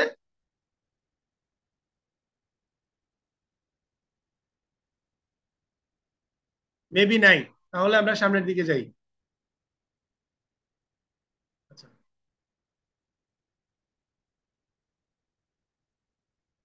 এরপর হলো ফর্মালডিহাইড। আমরা কি ফর্মালডিহাইড চিনি? খুব পরিচিত একটা জিনিস। বাজার থেকে আমরা খুব তাজা তাজা মানে শাকসবজি, মাছ, মাংস কিনে নিয়ে আসি। এগুলা দেশের বিভিন্ন প্রান্ত থেকে আমাদের জন্য শহরে চলে আসে। শহরে কিন্তু এগুলো উৎপাদিত হয় না, প্রোডাকশনও হয় না। আমরা জানি এরা পচনশীল, বিষয়গুলো কিন্তু পচনশীল। একটা সার্টেন টাইম পরে সেটা পচে যাওয়ার কথা। কিন্তু দীর্ঘক্ষণ সংরক্ষণ করার জন্য সেখানে ফরমালিন নামক একটা পদার্থ ব্যবহার করা হয়, সেটা হলো ফরমালিন। তো ফরমালিনের আরেকটা মানে আপডেট ভার্সন, বা যেটা হচ্ছে আরো ক্ষতিকর পদার্থ, সেটাকে বলা হয় ফর্মালডিহাইড। মাছ, মাংস, শাকসবজি ইত্যাদি জিনিসকে যেভাবে সংরক্ষণ করার জন্য বা দীর্ঘ সময় জন্য তাজা রাখার জন্য যেই ফর্মালডি ফরমালিনটা ইউজ করে, সেটার আরেকটা নাম হলো ফর্মালডিহাইড। তো ফর্মালডিহাইড আমরা প্রতিনিয়ত আমরা খাবারের সাথে গ্রহণ করছি, তারপর হচ্ছে আমরা ইনহেলেশনের সাথে নিচ্ছি। এখন আদারওয়াইজ দেখা যাচ্ছে টেক্সটাইল ও পাদুকা শিল্পে যদি আমরা দেখি, সেখানেও দেখা যাচ্ছে আমার সেটা কোন কিসের জন্য আসছে। সেখানেও আপনার চলে আসছে কোথায়, যে আপনি প্রোডাক্টের ক্ষেত্রে যখন কেমিক্যালটা ইউজ করবেন, সেখানে আপনার ফর্মালডিহাইড ইউজ হচ্ছে। ফর্মালডিহাইড অতি মাত্রায় পাওয়া যাচ্ছে প্রত্যেকটা ক্ষেত্রে। তো ফর্মালডিহাইডটা কি কি কারণে রেস্ট্রিক্টেড সেটা বলে দিচ্ছে। ফর্মালডিহাইড ইজ, আচ্ছা, classified as a probable human carcinogenic and is an irritant which can affect the eye, nose and throat। বলছে ফর্মালডিহাইড হলো এমন একটা জিনিস যেটাকে ক্লাসিফাই করতে বলা হয়েছে, সেটা হচ্ছে আপনার ওই যে বলি না, ইরিটেন্ট, যেটা অস্বস্তিকর। তারপরে হচ্ছে আপনার চোখে চুলকানি হবে। তারপর হচ্ছে আপনার চোখ, নাক, চোখ, কান, বা চোখ, নাক ইত্যাদি, বা ঠোঁটে সেটা অস্বস্তিকর জ্বালা পোড়ার সৃষ্টি করবে। In high concentration formaldehyde can cause severe pain, severe pain. তারপরে গ্যাস্ট্রো ইনস্টিক ইফেক্ট, তারপর হচ্ছে ভমিটিং, কোমা অর ডেথ। যদি অতিরিক্ত মাত্রায় যদি ফর্মালডিহাইড বা ফরমালিনটা যদি আপনি নিয়ে ফেলেন, সেখানে আপনার বমি হতে পারে, মাথায় অতিরিক্ত পেইন করতে পারে। তাছাড়া হতে পারে আপনার যে আমরা গ্যাস্ট্রোলজিক্যাল যে সকল প্রবলেম হয় আর কি, কারো বলা হয় যে আমার দাস্ত হচ্ছে, কেউ বলছে আমার পেটের মধ্যে ব্যথা হচ্ছে। এই ইন্টারনাল যে প্রবলেম গুলো হয়, সেগুলো হচ্ছে আপনার মূলত ফর্মালডিহাইডের অতিরিক্ত উপস্থিতির কারণে। আপনি যারা কেমিক্যাল ইউজ করবেন, কেমিক্যাল স্টোরে যদি যান, কোনো প্রকার মাস্ক বা প্রিকশন ডিভাইস ইউজ করা ছাড়া বা প্রোটেকশন ছাড়া যদি যান, সেখানে দেখবেন যে আপনার বেশ কটু গন্ধ আপনি ইয়ে করবেন। কিছু কিছু মানুষ আছে যে ওখানে যাওয়ার পরে, যেমন আমি বিশেষ করে যখন কেমিক্যালের মেইন স্টোরে যাই, বা সাব স্টোরে, তো বিশেষ করে কেমিক্যাল গুলো সাব স্টোরে খোলা থাকে, সাব স্টোরে যাওয়ার পরে আমার না মাথা ঘোরায়, বমি হওয়ার চেষ্টা হয়, অথবা আবার হয় কি মানে খুব অস্বস্তি ফিল করি। তো এটা অনেকেরই হতে পারে। তো এই ওখানে যখন ফর্মালডিহাইডের পরিমাণটা একটু বেশি পরিমাণে থাকে, সেটা হচ্ছে খোলা উন্মুক্ত অবস্থায় থাকে, তো তখন সেটা ইনহেলেশনের সাথে আপনার ভিতরে প্রবেশ করলে আপনার সাথে সাথে মাথা ব্যথা শুরু হয়ে যায়, মাথা ঘোরায়, অথবা বমি হওয়ার চেষ্টা করে। এগুলোর কারণ হচ্ছে যে এরা ইনস্ট্যান্ট আপনাকে আক্রমণ করছে। তারপরে বলছে আপনি কোথায় কোথায় পেতে পারেন সেটা, যে ড্রাই স্টাফ অ্যান্ড, আচ্ছা, অক্সিলারি কেমিক্যালস। ডায়াস্টাফ, আপনি যে সকল কেমিক্যালের ডায়াস্টাফ আছে সেখানে, আর অক্সিলারি যেটা সাহায্যকারী কেমিক্যাল হিসেবে যেগুলো ব্যবহার করবেন, সেখানে অবশ্যই আপনি ফর্মালডিহাইড পাবেন। টেক্সটাইল, লেদার, প্লাস্টিক, পেপার ইত্যাদি ইন্ডাস্ট্রি গুলোতে প্রচুর পরিমাণে ফর্মালডিহাইডের ব্যবহার পাবেন। তো ফর্মালডিহাইডের কিছু কিছু আপনার রিপোর্টিং লিমিট, একসেপ্টেবল লিমিট দিয়ে দিয়েছে। তো ফর্মালডিহাইডের সর্বনিম্ন রিপোর্টিং লিমিট হচ্ছে 16 ppm, আর একসেপ্টেবল লিমিটটাকে আপনার দুভাগে ভাগ করেছে। ফার্স্ট হলো যে বাচ্চা বা বেবিদের ক্ষেত্রে হচ্ছে 16 ppm।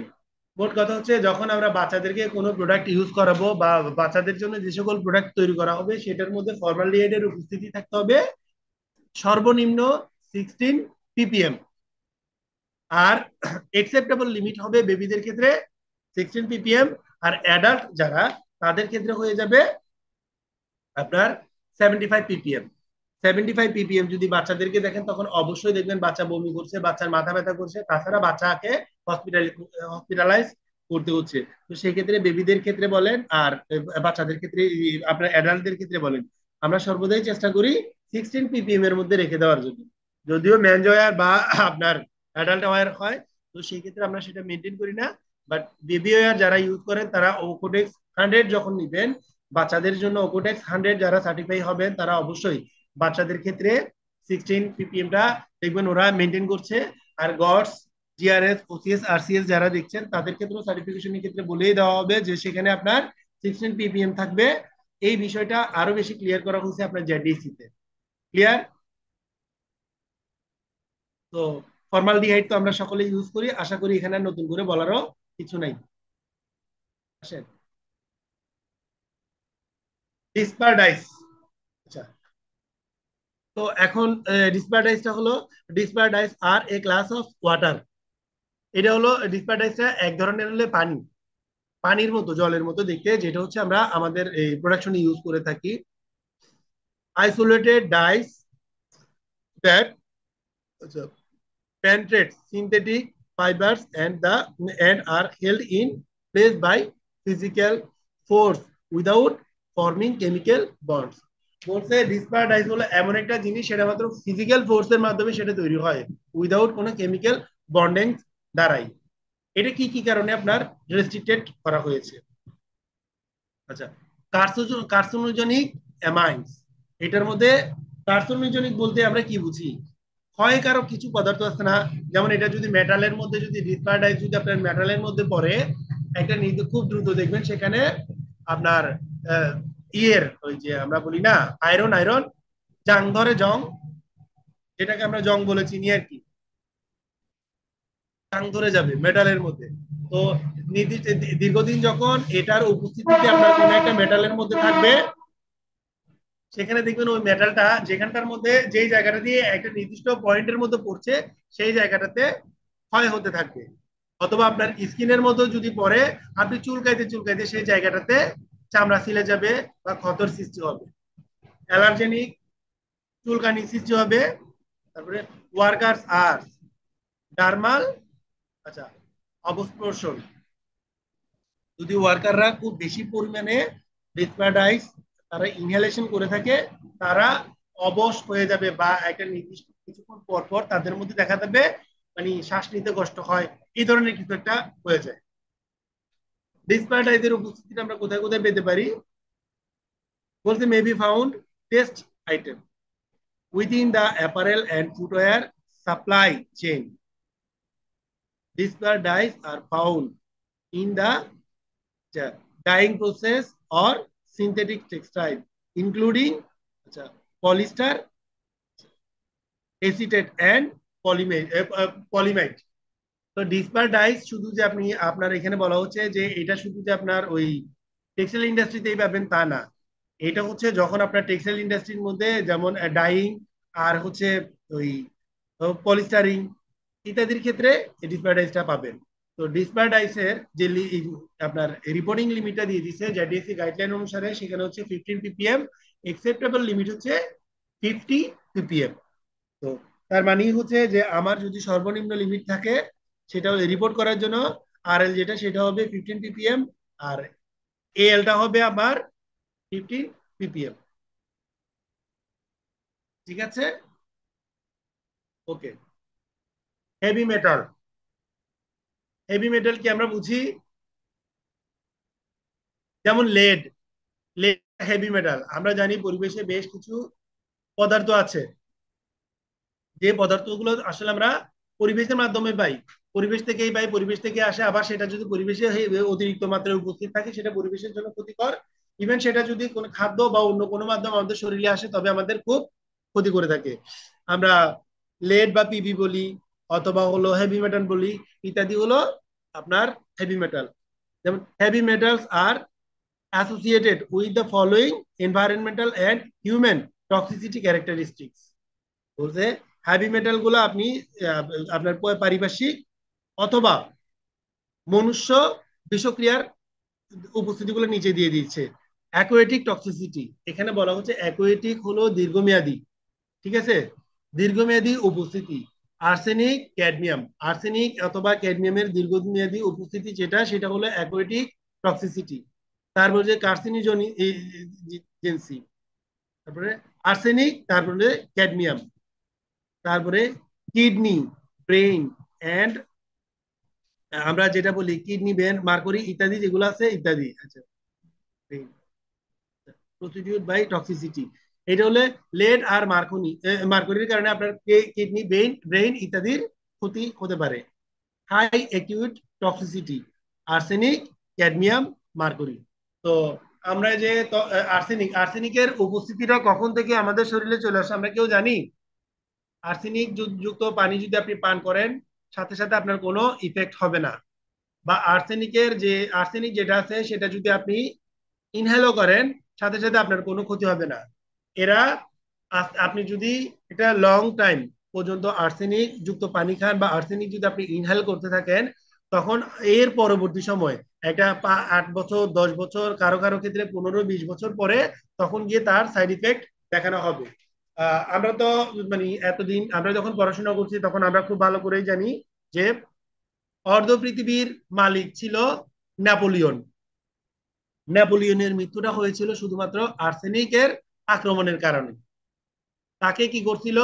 মৃত্যুবরণ করার জন্য তাকে শাস্তি স্বরূপ একটা দ্বীপের মধ্যে বন্দি করা হয়েছিল একটা সার্টেন টাইম পর্যন্ত। আর তাকে যে দ্বীপে বন্দি করা হয়েছিল সেই দ্বীপের মধ্যে আপনার আমরা যে বলি না, মাছ, তারপরে হচ্ছে প্রোটিন জাতীয় কোনো খাদ্য সেখানে রাখে নাই কোনো প্রাণী। সেই দ্বীপের মধ্যে সব প্রাণী আগে ধ্বংস করে ফেলতে, ধ্বংস করার পরে সেখানে নেপোলিয়নকে ছেড়ে দেওয়া হয়েছিল। ছেড়ে দেওয়ার পরে তার আশেপাশে যে জলাধার ছিল সেই জলাধারের মধ্যে অতিরিক্ত মাত্রায় আর্সেনিক ঢেলে দেওয়া হয়েছিল। যার কারণে নেপোলিয়ন তো চিন্তা করছে যে তাকে যদি ওই জঙ্গলে ছেড়ে দেওয়া হয়, তাকে যদি ওখানে কারাবাস দেওয়া হয়, সে একটা সার্টেন টাইম শেষে সেখান থেকে চলে আসবে, আবারও সে পৃথিবীতে রাজত্ব করতে পারবে। কিন্তু সে তো জানতো না ওইখানে যে আর্সেনিকের উপস্থিতি আছে, আর্সেনিক খাওয়ার পরে যে তার কি করবে। সে আর্সেনিক যুক্ত পানি পান করছে, কিন্তু আর্সেনিক যদি আপনার শরীরে যায়, আপনার যদি অতি নির্দিষ্ট পরিমাণে প্রোটিন, তারপরে ভিটামিন ইত্যাদি যদি আপনি নেন, আর্সেনিকের বিষক্রিয়া কেটে যায়। ওই দ্বীপের মধ্যে কোনো প্রকার মানে প্রোটিনের কোনো ব্যবস্থা ছিল না, ভিটামিনের কোনো ব্যবস্থা ছিল না, যার কারণে সে একটা সময় শেষে আর্সেনিকের বিষক্রিয়া আক্রান্ত হয়ে খুব দ্রুত সে মারা পড়ে। তার শাস্তির মেয়াদ শেষ হওয়ার আগে, বনবাস বা কারাবাস শেষ হওয়ার আগে কিন্তু সে আর্সেনিকের আক্রমণের মাধ্যমে মারা গেছে। তাকে তার যে হিটলারই একটা বুদ্ধি করে তাকে মারা হয়েছে। এটা হলো একটা জ্বলজ্জন্ত প্রমাণ যে আর্সেনিক কিভাবে ক্ষতি করছে, ঠিক আছে। তো তারপরে হচ্ছে আপনি কোথায় কোথায় হেভি মেটালটা পাবেন? Metal alloy, coating, pigment and dyes, PVC etcetera. Metal অ্যালয়টা কি? যে কোনো একটা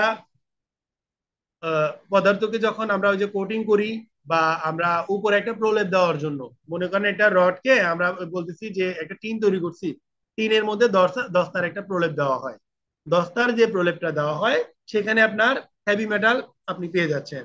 পিগমেন্ট এন্ড ডাইস, পিগমেন্ট অথবা ডাইস আমরা মূলত ইউজ করি, সেটাও কিন্তু ওয়ান কাইন্ড অফ প্রলেপ হিসাবে ইউজ করি, দিয়ে তাকে দিয়ে নতুন একটা কালার তৈরি করব। অথবা আমার দেয়ালটা ড্যামেজ হয়ে গেছে, দেয়ালের মধ্যে আপনি পিগমেন্ট করে দিচ্ছেন বা রং করে দিচ্ছেন। এছাড়া পিভিসি, পলিভিনাইল ক্লোরিন যেটা, সেখানের মধ্যে আপনি কি পাবেন? এই হেভি মেটালটার উপস্থিতি পাবেন।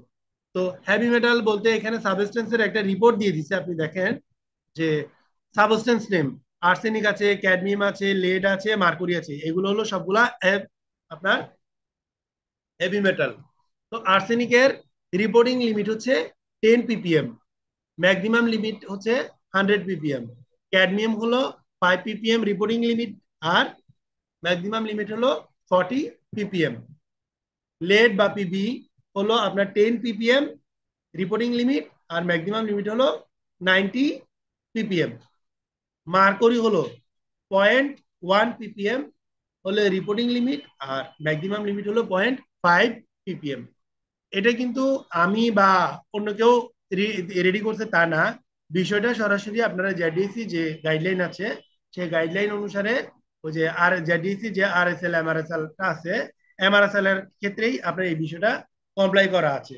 ওখান থেকে আপনার যে যে বিষয়গুলো কমপ্লাই করতে হবে তার মধ্যে একটা বিষয় হচ্ছে এই প্যারামিটার গুলো কমপ্লাই করা। তারপরে আছে ক্রোমিয়াম 6, যেটা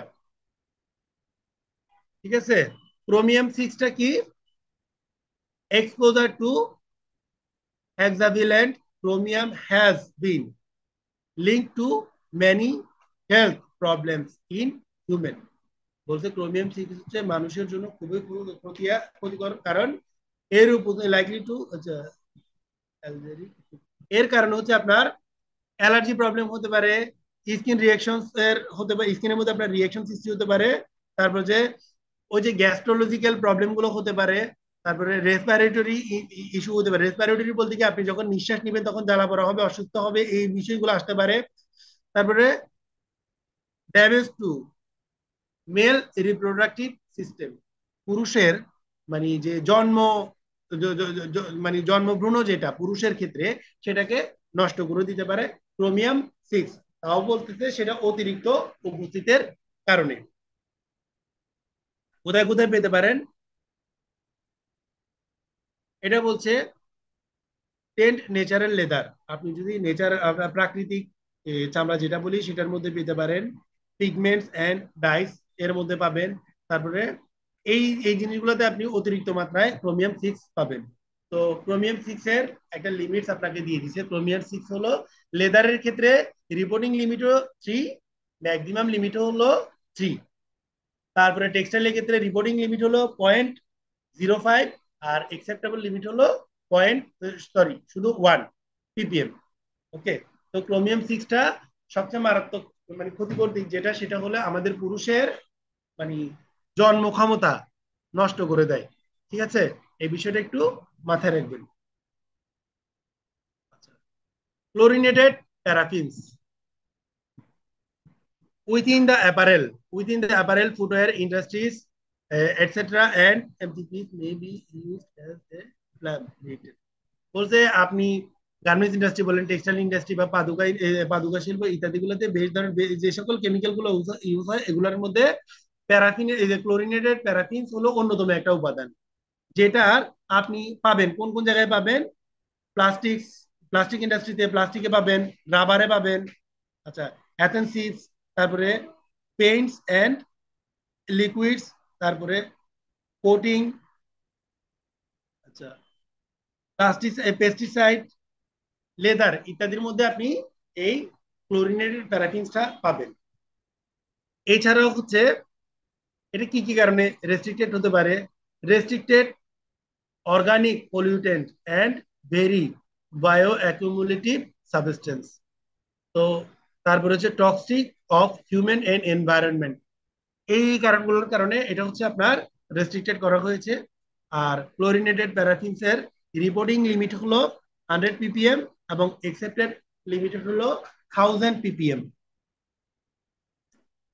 এছাড়াও কিন্তু ক্লোরিনেটেড প্যারাফিন বিভিন্ন রকমের পাওয়া যায়। তো প্রত্যেকটা বিষয়ে আমাদের তো আর আলোচনায় আনতে পারবো না, বা আমরা যখন এগুলা গাইডলাইন ফলো করব গাইডলাইনের মধ্যে শুধু প্যারামিটারটাই দেওয়া থাকবে, প্যারামিটারটাই নিয়ে নিন। আচ্ছা, ফ্যালেটস। আচ্ছা, ফ্যালেটস এর রেস্ট্রিক্টেড কারণ হচ্ছে health impacts include hormone disruption and reproductive. Phthalates এর উপস্থিতির কারণে, থ্যালেটস এর কিন্তু অতিমাত্রা পাওয়া যায় প্রত্যেকটি কেমিক্যালস এর মধ্যে, তো থ্যালেটস এর উপস্থিতির কারণে আপনার প্রোডাকশন, মানুষের যে রিপ্রোডাকশনের ক্ষমতা সেটা নষ্ট হয়ে যাবে। হার্মফুল অফ এনভায়রনমেন্ট, এনভায়রনমেন্টের জন্য একটা বিরূপ প্রতিক্রিয়ার সৃষ্টি করে। এছাড়াও থ্যালেটস এর রিপোর্টিং লিমিটেড দিয়ে দিচ্ছে 50 ppm, আর অ্যাকসেপ্টেবল লিমিট দিয়ে দিয়েছে 500 ppm। ক্লিয়ার? এখানে বলে দেওয়া আছে টোটাল হলো 1000 ppm। তো 500 এর মধ্যেই বায়ারদের অ্যাকসেপ্টেড লিমিটেড এর মধ্যে থাকে। তো যাই হোক, অর্গানিক কম্পোনেন্টস এটা বিভিন্ন অনুসারে দেওয়া আছে, অন্যান্য উপাদান যা যা থাকে আর কি, প্রাকৃতিক কম্পোনেন্টস গুলা। তো এই বিষয়গুলোতে আর খুব বেশি আলাপ আলোচনা করার মধ্যে কিছু নাই। এই যেগুলো আছে আর কি, এগুলো দেখা যায় আপনার ওই যেগুলো আলোচনা হয় ওগুলোর মধ্যেই পাবেন। তো এই ছিল আজকের মতো আমাদের আলোচনার বিষয়। আজকের বিষয়গুলো নিয়ে আপনাদের কারো কি কোনো প্রশ্ন থাকলে করতে পারেন এখন।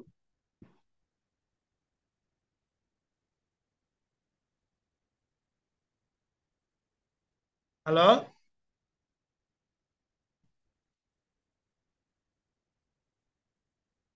আমাদের কারো কোনো প্রশ্ন আছে? না থাকলে বলেন, কারণ হচ্ছে আমরা এখন ক্লাস ক্লোজ করে দিব।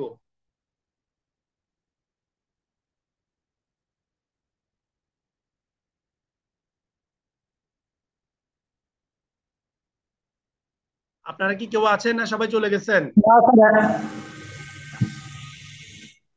আর কোনো কোশ্চেন নাই স্যার। এখন আপাতত মাথায় আসতেছে না, পরে যদি মনে পড়ে আপনাকে ফোন দিলে পাওয়া যাবে স্যার। অবশ্যই পাওয়া যাবে, অবশ্যই পাওয়া যাবে। আর একটা বিষয় হচ্ছে, আপনারা যখন কাজ করতে যাবেন সেখানে প্রবলেমে পড়বেন, প্রবলেমে পড়লে আমাদেরকে ফোন দিবেন। আর কেউ একজন আমার কাছে কিছু ডকুমেন্টস চাইছিলেন, আমি তাকে দিয়ে দিব। উনি বাকিদের সাথে আপনাদের গ্রুপে শেয়ার করে দিন, যেহেতু আপনাদের গ্রুপে আমি তো অ্যাড নাই। তো আমি আপনাদের, যিনি আমাকে চাইছিলেন, কেউ একজন আমার কাছে চাইছিলেন, আমার মাথায় আছে, আমি কালকে সেটা আপনাকে ডকুমেন্ট গুলো দিয়ে দিচ্ছি। আর অন্য কোনো ডকুমেন্টস লাগলেও সাস্টেনেবিলিটি রিলেটেড আর আপনারা আপনি কোনো গ্রুপে অ্যাড হলে ভালো হতো স্যার, আমাদের ব্যাচ 5 এ যদি গ্রুপে যদি অ্যাড হয়ে যেতেন ওটা মনে হয় খুব ভালো হতো। আমরা যে কোনো আমি, ভিডিও করতে পারতাম। আচ্ছা, আমি সেই ক্ষেত্রে আপনাদেরকে একটা কথা বলি। আমি অলরেডি এতগুলো গ্রুপের মধ্যে আছি। আমি সেই জন্য ভাই গ্রুপের মধ্যে খুব বেশি প্রশ্নেরও অ্যান্সার করতে পারি না। তো সেই জন্য সবচেয়ে ভালো হয় আপনারা কেউ একজন আমার নাম্বারটা নিয়ে নিজেরা রেখে দেন, যার প্রয়োজন হবে প্রয়োজন সাপেক্ষে আপনারা কন্ট্যাক্ট করেন। পার্সোনালি যখন ওয়ান টু ওয়ানে আমাকে একটা এসএমএস করা হয়, আমি সেটা রিপ্লাই দেই। গ্রুপের মধ্যে কিন্তু আমি অনেক এসএমএস দেখা যায় সিনও করি না, বাস্তব যেটা। এটা অন্যভাবে নিয়ে না, কারণ হচ্ছে আমার না হলে মনে হয় শখানিক গ্রুপের সাথে আমার অ্যাড আছে। তো আমি কোনো গ্রুপেরই সব এসএমএস দেখতে পাই না। যদি এসএমএস ই দেখতে হয় সবার, সারাদিন দিনের অর্ধেকটা সময় চলে যাবে শুধু এসএমএস এর পড়তে আর রিপ্লাই দিতে। বাকি সময়টা কি করবো ভাই? তো সেই জন্য আমাকে একটু কষ্ট করে আপনারা, আমার নাম্বার যেটা শেয়ার করা আছে সেটা হোয়াটসঅ্যাপ নাম্বার। আপনারা আমার হোয়াটসঅ্যাপে জাস্ট একটা মেসেজ থ্রো করে রাখবেন। যেই হন, আপনার গ্রুপের নামও বলার দরকার নাই, আপনি শুধু বললেই হবে যে ভাই আমার এই জিনিসটা দিয়ে আমাকে একটু সাপোর্ট করলে ভালো হয়। নামটা শুধু বলে দিয়ে দিবেন, আমি আমার পক্ষে যতটুকু সম্ভব আমি সাপোর্ট দিয়ে দিব আপনাকে। সেটা ডকুমেন্টেশন দিয়ে হোক, বা আপনাকে ইম্প্রোমাইজ করতে হয়, বা আপনার ইমপ্রুভমেন্টের প্রয়োজন হয়, আমি আপনাকে ওভাবেই সাপোর্ট দিয়ে দিব। ফিল ফ্রি, জাস্ট আমাকে নক করবে। Okay sir. ঠিক আছে, তাহলে সবাই ভালো থাকেন। পরবর্তী ক্লাসগুলো মনোযোগ সহকারে করেন, যেহেতু এটা হচ্ছে আপনাদের আজকে এখন মাত্র শুরু হলো আপনাদের। আপনাদের ক্যারিয়ারটা অনেক সুন্দর হোক, সবার জন্য শুভকামনা রইল। আমার জন্য দোয়া করবেন। ভালো থাকেন, আল্লাহ হাফিজ।